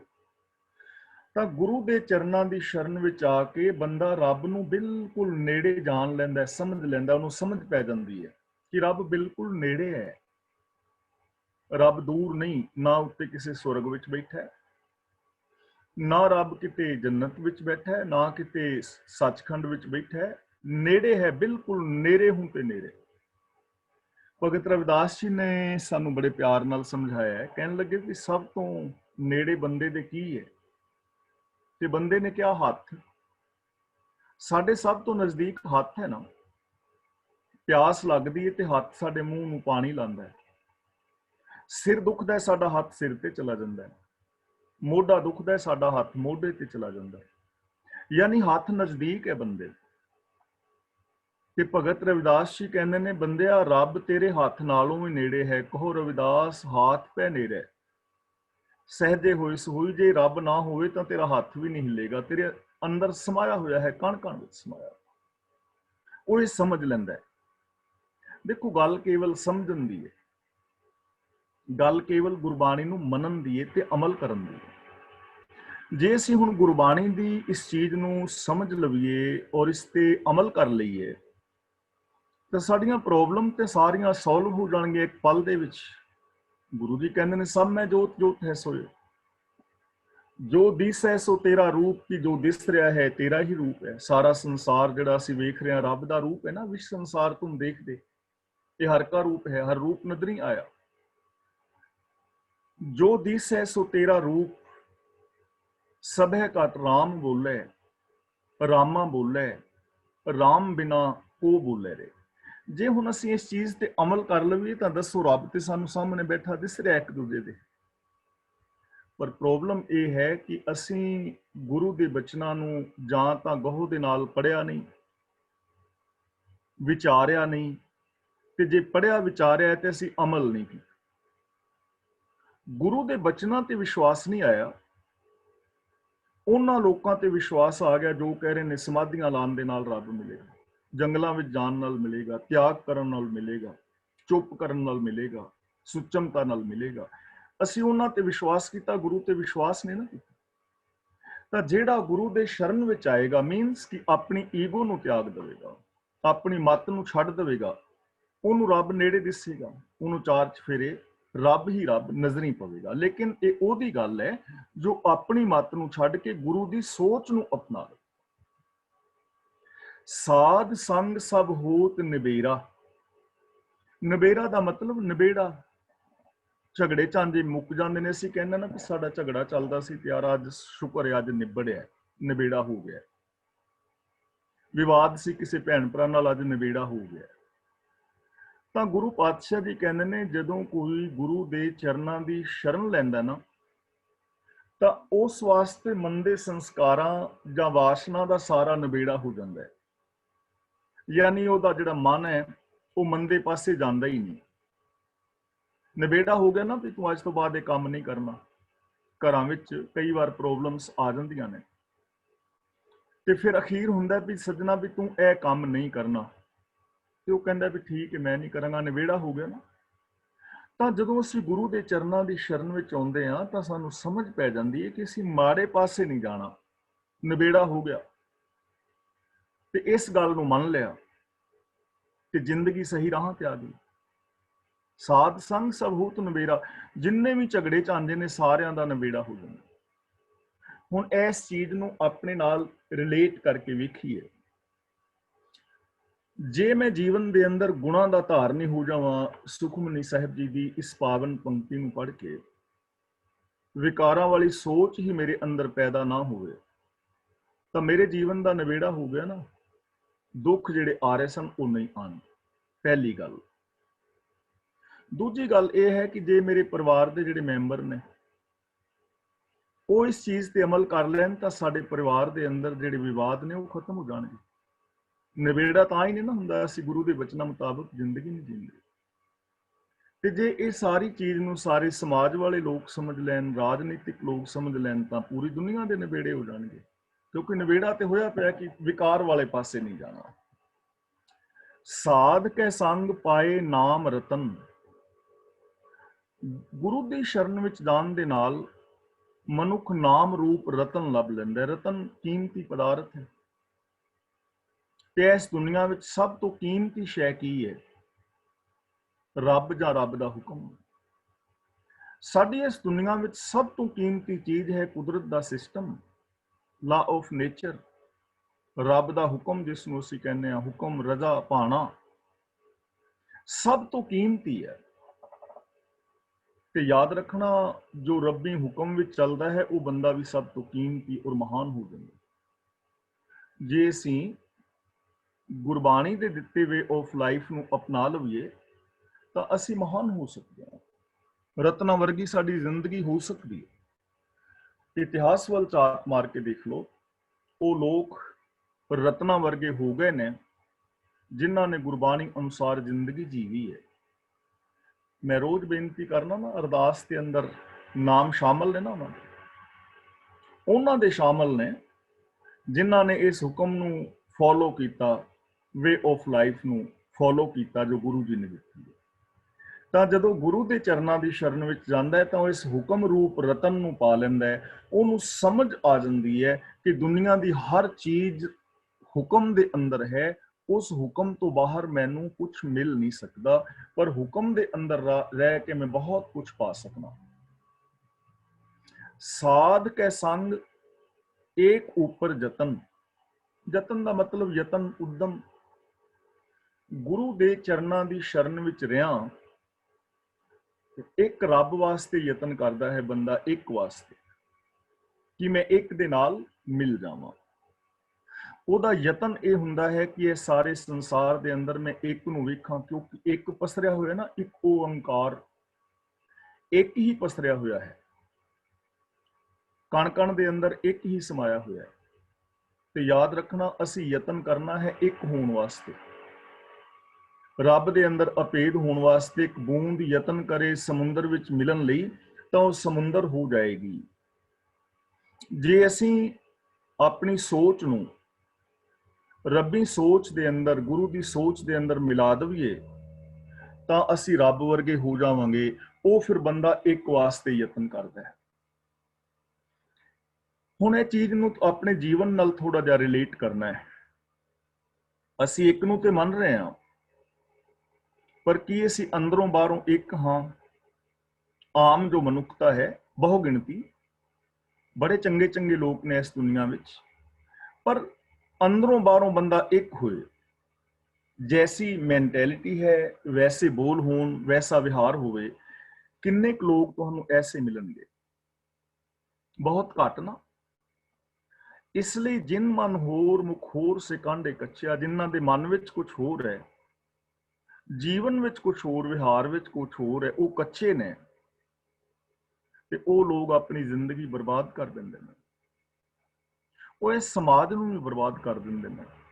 ਉਹਨਾਂ ਦੀ ਜ਼ਿੰਦਗੀ ਦੇ ਅੰਦਰ ਦੁਖਾਂਤ ਵਾਪਰਦੇ ਨੇ, ਔਰ ਉਹ ਲੋਕਾਂ ਨੂੰ ਵੀ ਦੁੱਖ ਪਹੁੰਚਾਉਂਦੇ ਨੇ ਜੋ ਅੰਦਰੋਂ ਬਾਹਰੋਂ ਇੱਕ ਨਹੀਂ ਹੁੰਦੇ। ਇਸ ਲਈ ਜਿਹੜਾ ਗੁਰੂ ਦੇ ਚਰਨਾਂ ਦੀ ਸ਼ਰਨ ਵਿੱਚ ਆਏਗਾ, ਸਭ ਤੋਂ ਪਹਿਲਾਂ ਅੰਦਰੋਂ ਬਾਹਰੋਂ ਇੱਕ ਹੋਏਗਾ, ਕਥਨੀ ਔਰ ਕਰਨੀ ਦਾ ਪੂਰਾ ਹੋਣ ਦਾ ਯਤਨ ਕਰੇਗਾ। ਇਸ ਲਈ ਕਥਨੀ ਔਰ ਕਰਨੀ ਦੇ ਪੂਰੇ ਹੋਣਾ ਹੈ ਪਹਿਲੀ ਗੱਲ। ਦੂਜੀ ਗੱਲ, ਫਿਰ ਉਹਦਾ ਵਿਹਾਰ ਸਾਰਿਆਂ ਦੇ ਨਾਲ ਇੱਕੋ ਜਿਹਾ ਹੋਏਗਾ, ਇੱਕ ਨਜ਼ਰੀਏ ਨਾਲ ਵੇਖੇਗਾ, ਆਪਣੇ ਪਰਿਵਾਰ ਨੂੰ ਵੀ ਦੂਜਿਆਂ ਨੂੰ। ਉਹ ਆਪਣੇ ਪਰਿਵਾਰ ਦੀ ਆਬਾਦੀ ਵਾਸਤੇ ਕਿਸੇ ਦੇ ਪਰਿਵਾਰ ਦੀ ਬਰਬਾਦੀ ਨਹੀਂ ਕਰੇਗਾ। ਉਹ ਵੇਖੇਗਾ ਕਿ ਇਹ ਸੰਸਾਰ ਇੱਕ ਦੀ ਰਚਨਾ ਹੈ, ਤਾਂ ਫਿਰ ਰਾਜਨੀਤਿਕ ਸਮੱਸਿਆਵਾਂ ਹੱਲ ਹੋ ਜਾਣਗੀਆਂ। ਫਿਰ ਜਦੋਂ ਇੱਕ ਨੂੰ ਵੇਖੇਗਾ ਤੇ ਭਾਈਚਾਰਕ ਸਮਾਜ ਪੈਦਾ ਹੋ ਜਾਏਗਾ। ਏਕ ਪਿਤਾ ਏਕਸ ਕੇ ਹਮ ਬਾਰਿਕ, ਜਾਤੀਵਾਦ ਮੁੱਕ ਜਾਏਗਾ। ਜਦੋਂ ਇੱਕ ਵਾਸਤੇ ਯਤਨ ਕਰੇਗਾ ਤਾਂ ਆਰਥਿਕ ਤੌਰ ਤੇ ਜੋ ਕਾਣੀ ਵੰਡ ਹੈ ਉਹ ਖਤਮ ਹੋਏਗੀ। ਹਰ ਇੱਕ ਨੂੰ ਰੋਟੀ ਕੱਪੜਾ ਮਕਾਨ ਮਿਲੇਗਾ, ਰੁਜ਼ਗਾਰ ਦੇ ਸਾਧਨ ਮਿਲਣਗੇ। ਜਦੋਂ ਇੱਕ ਵਾਸਤੇ ਯਤਨ ਕਰੇਗਾ ਤਾਂ ਫਿਰ ਧਰਮਾਂ ਦੇ ਝਗੜੇ ਝੇੜੇ ਮੁੱਕ ਜਾਣਗੇ। ਇੱਕੋ ਧਰਮ ਦ੍ਰਿੜ੍ਹੈ ਸੱਚ ਕੋਈ ਦੀ ਭਾਵਨਾ ਅੰਦਰ ਪ੍ਰਗਟ ਹੋ ਜਾਏਗੀ। ਤੇ ਇਹ ਸਾਰਾ ਕੁਝ ਕਿੱਥੋਂ ਹੋਣਾ ਸੀ? ਸਾਧ ਕੇ ਸੰਗ, ਗੁਰੂ ਦੇ ਚਰਨਾਂ ਦੀ ਸ਼ਰਨ ਵਿੱਚ ਆਇਆ। ਗੁਰੂ ਗ੍ਰੰਥ ਸਾਹਿਬ ਜੀ ਦੀ ਪਾਵਨ ਬਾਣੀ ਪੜ੍ਹਨ ਸੁਣਨ ਦੇ ਨਾਲ, ਵਿਚਾਰਨ ਨਾਲ, ਗੁਰਬਾਣੀ ਅਨੁਸਾਰ ਜ਼ਿੰਦਗੀ ਜੀਣ ਦੇ ਨਾਲ। ਪਰ ਅਸੀਂ ਤਾਂ ਅਫਸੋਸ ਨਾਲ ਕਹਿਣਾ ਪੈਂਦਾ ਕਿ ਸੁਖਮਨੀ ਸੁਸਾਇਟੀਆਂ ਬਹੁਤ ਬਣਾਈਆਂ ਨੇ। ਸੁਖਮਨੀ ਸਾਹਿਬ ਜੀ ਦੀ ਪਾਵਨ ਬਾਣੀ ਬਹੁਤ ਪੜ੍ਹੀ ਹੈ ਔਰ ਸਾਨੂੰ ਪੜ੍ਹਨੀ ਚਾਹੀਦੀ ਹੈ, ਇਹਦੇ ਵਿੱਚ ਕੋਈ ਦੋ ਰਾਏ ਨਹੀਂ। ਲੇਕਿਨ ਅਮਲ ਕਰਨ ਵਾਸਤੇ ਭਾਈ ਕਿਸੇ ਨੇ ਬਾਹਰੋਂ ਨਹੀਂ ਆਉਣਾ। ਅਮਲ ਕਰਨ ਵਾਸਤੇ ਕਿਸੇ ਨੇ ਬਾਹਰੋਂ ਨਹੀਂ ਆਉਣਾ, ਸਾਨੂੰ ਕਰਨਾ ਪੈਣਾ। ਜਿਹੜਾ ਅਮਲ ਕਰੇਗਾ ਉਹਦੀ ਜ਼ਿੰਦਗੀ ਐਸੀ ਹੋ ਜਾਏਗੀ। ਸਾਧ ਕੀ ਮਹਿਮਾ ਵਰਨੇ ਕੌਣ ਪ੍ਰਾਨ, ਗੁਰੂ ਦੀ ਵਡਿਆਈ ਨੂੰ ਕਿਹੜਾ ਮਨੁੱਖ ਕਥਨ ਕਰ ਸਕਦਾ ਹੈ? ਗੁਰੂ ਦੀ ਵਡਿਆਈ ਅਗਮ ਅਗਾਧ ਹੈ। ਗੁਰੂ ਦੀ ਵਡਿਆਈ ਨੂੰ ਕਥਨ ਨਹੀਂ ਕੀਤਾ ਜਾ ਸਕਦਾ, ਕਿਉਂਕਿ ਅਸੀਂ ਬਾਣੀ ਨੂੰ ਆਪ ਨਹੀਂ ਪੜ੍ਹਿਆ, ਆਪ ਅਸੀਂ ਅਰਥ ਭਾਵਾਂ ਨੂੰ ਨਹੀਂ ਵਿਚਾਰਿਆ। ਇਸ ਲਈ ਸਾਧ ਦਾ ਜਿਹੜਾ ਅਰਥ ਹੈ ਉਹ ਆਮ ਬੰਦਿਆਂ ਦੇ ਨਾਲ ਜੋੜ ਦਿੱਤਾ ਗਿਆ। ਕੋਈ ਵੀ ਡੇਰੇਦਾਰ, ਕਿਸੇ ਨੇ ਵੀ ਚੋਲਾ ਪਾ ਲਿਆ, ਆਪਣੇ ਨਾਮ ਨਾਲ ਸੰਤ ਸਾਧ ਲਾ ਲਿਆ, ਤੇ ਅਸੀਂ ਉਹਦੀ ਮਹਿਮਾ ਦੇ ਵਿੱਚ ਲੱਗ ਗਏ ਕਿ ਉਹਦੀ ਮਹਿਮਾ ਨੂੰ ਕੋਈ ਵਰਣਨ ਨਹੀਂ ਕਰ ਸਕਦਾ। ਜਦੋਂ ਅਸੀਂ ਉਹਨਾਂ ਦੇ ਨਾਲ ਇਸ ਚੀਜ਼ ਨੂੰ ਜੋੜ ਲਿਆ, ਰਿਲੇਟ ਕਰ ਲਿਆ, ਤਾਂ ਅਸੀਂ ਆਟੋਮੈਟਿਕਲੀ ਗੁਰੂ ਤੋਂ ਦੂਰ ਹੋ ਗਏ। ਤੇ ਜੋ ਸਾਡੇ ਜੀਵਨ ਦੇ ਅੰਦਰ ਚੇਂਜਿੰਗ ਆਉਣੀ ਸੀ, ਮਹਾਨਤਾ ਮਿਲਣੀ ਸੀ, ਉਹਦੇ ਤੋਂ ਅਸੀਂ ਵਾਂਝੇ ਰਹਿ ਗਏ। ਤੇ ਉਹਦਾ ਰਿਜ਼ਲਟ ਕੀ ਨਿਕਲਿਆ ਉਹ ਤੁਹਾਡੇ ਸਾਰਿਆਂ ਦੇ ਸਾਹਮਣੇ ਹੈ। ਇਸ ਲਈ ਇੱਥੇ ਸਾਧ ਦਾ ਅਰਥ ਹੈ ਗੁਰੂ। ਗੁਰੂ ਦੀ ਮਹਿਮਾ ਨੂੰ ਕੋਈ ਵਰਣਨ ਨਹੀਂ ਕਰ ਸਕਦਾ। ਹੁਣ ਗੁਰੂ ਅਰਜਨ ਪਾਤਸ਼ਾਹ ਜੀ ਦੀ ਮਹਿਮਾ ਨੂੰ ਕੌਣ ਵਰਣਨ ਕਰੇਗਾ? ਤੱਤੀ ਤਵੀ ਤੇ ਬਹਿ ਜਾਣਾ, ਦੇਗਾਂ ਵਿੱਚ ਉਬਲ ਜਾਣਾ। ਗੁਰੂ ਤੇਗ ਬਹਾਦਰ ਜੀ ਦੀ ਮਹਿਮਾ ਨੂੰ ਕੌਣ ਵਰਣਨ ਕਰੇਗਾ? ਕਿੰਨੀ ਉੱਚੀ ਉਹਨਾਂ ਦੀ ਸੋਚ ਔਰ ਮਹਾਨਤਾ ਸੀ ਉਹਨਾਂ ਦੀ, ਕਿ ਮਨੁੱਖੀ ਹੱਕਾਂ ਵਾਸਤੇ ਆਪਣਾ ਬਲਿਦਾਨ ਦੇਣਾ, ਸ਼ਹੀਦੀ ਪਾਣੀ, ਸੱਚ ਦਾ ਤਿਆਗ ਨਾ ਕਰਨਾ। ਗੁਰੂ ਗੋਬਿੰਦ ਸਿੰਘ ਜੀ ਦੀ ਮਹਿਮਾ ਨੂੰ ਕੌਣ ਵਰਣਨ ਕਰੇਗਾ ਕਿ ਕਿਸੇ ਦੇ ਪੁੱਤਰਾਂ ਨੂੰ ਜੀਵਨ ਦੇਣ ਵਾਸਤੇ ਆਪਣੇ ਪੁੱਤਰਾਂ ਨੂੰ ਨੀਹਾਂ ਦੇ ਵਿੱਚ ਚਿਣਾ ਦੇਣਾ, ਇਹ ਗੁਰੂ ਦੇ ਹਿੱਸੇ ਆਇਆ। ਤਾਂ ਸਾਧ ਦਾ ਮਤਲਬ ਇੱਥੇ ਕੋਈ ਡੇਰੇ ਵਾਲਾ, ਚੋਲੇ ਵਾਲਾ ਬਾਬਾ ਨਹੀਂ। ਸਾਧ ਦਾ ਮਤਲਬ ਗੁਰੂ। ਗੁਰੂ ਦੀ ਮਹਿਮਾ ਨੂੰ ਕੌਣ ਵਰਣਨ ਕਰ ਸਕਦਾ ਹੈ? ਭਾਵ ਗੁਰੂ ਦੇ ਕੋਲ ਅਥਾਹ ਅਗਿਆਨ ਹੈ, ਗੁਰੂ ਦੇ ਕੋਲ ਅਥਾਹ ਗਿਆਨ ਹੈ, ਜ਼ਬਾਨ ਚੋਂ ਗਿਆਨ ਸ਼ਬਦ ਨਿਕਲਿਆ। ਅਥਾ ਗਿਆਨ, ਅਨੰਤ ਗਿਆਨ ਦੀ ਦਾਤ, ਤੇ ਉਸ ਗਿਆਨ ਦੇ ਭੰਡਾਰੇ ਭਰੇ ਪਏ ਨੇ। ਸਾਡੇ ਅੰਦਰ ਗਿਆਨ ਦੀ ਵਿਸ਼ਾਲਤਾ ਆ ਸਕਦੀ ਹੈ ਜੇ ਅਸੀਂ ਗੁਰੂ ਦੇ ਦੱਸੇ ਰਾਹਾਂ ਤੇ ਤੁਰੀਏ। ਨਾਨਕ ਸਾਧ ਕੀ ਸ਼ੋਭਾ ਪ੍ਰਭ ਮਾਹੇ ਸਮਾਨੀ। ਪ੍ਰਭ ਮਾਹੇ ਸਮਾਨੀ ਦਾ ਮਤਲਬ ਰੱਬ ਦੇ ਵਿੱਚ ਸਮਾਈ ਹੋਈ ਹੈ। ਯਾਨੀ ਜੋ ਗੁਰੂ ਦੀ ਸ਼ੋਭਾ ਹੈ ਨਾ, ਉਹ ਰੱਬ ਦੇ ਬਰਾਬਰ ਹੈ। ਰੱਬ ਔਰ ਗੁਰੂ ਇੱਕ ਹੀ ਨੇ। ਗੁਰ ਪਰਮੇਸ਼ਰ ਏਕੋ ਜਾਨ, ਗੁਰ ਕੈ ਸ਼ਬਦ ਮੰਤਰ ਮਨ ਮਾਨ। ਤਾਂ ਗੁਰੂ ਦੀ ਜੋ ਸ਼ੋਭਾ ਹੈ ਔਰ ਰੱਬ ਦੀ ਜੋ ਸ਼ੋਭਾ ਹੈ ਉਹ ਅਲੱਗ-ਅਲੱਗ ਨਹੀਂ। ਗੁਰੂ ਦੀ ਸ਼ੋਭਾ ਰੱਬ ਦੇ ਵਿੱਚ ਹੀ ਸਮਾਈ ਹੋਈ ਹੈ। ਔਰ ਜਿਹੜਾ ਇਨਸਾਨ ਗੁਰੂ ਦੇ ਦੱਸੇ ਰਾਹਾਂ ਤੇ ਚੱਲਦਾ ਹੈ ਉਹ ਵੀ ਰੱਬ ਦੇ ਵਿੱਚ ਅਭੇਦ ਹੋ ਜਾਂਦਾ ਹੈ। ਦੇਖ ਸਕਦੇ ਹੋ ਭਾਈ ਲਹਿਣਾ ਜੀ, ਧੰਨ ਗੁਰੂ ਅਮਰਦਾਸ ਜੀ, ਗੁਰੂ ਰਾਮਦਾਸ ਜੀ, ਇਸ ਤੋਂ ਇਲਾਵਾ ਅਨੇਕਾਂ ਸਿੱਖ ਜੋ ਗੁਰਮਤਿ ਆਸ਼ੇ ਅਨੁਸਾਰ ਚੱਲੇ ਔਰ ਉਹ ਰੱਬ ਦੇ ਅੰਦਰ ਸਮਾ ਕੇ ਰੱਬ ਦਾ ਰੂਪ ਹੋ ਗਏ।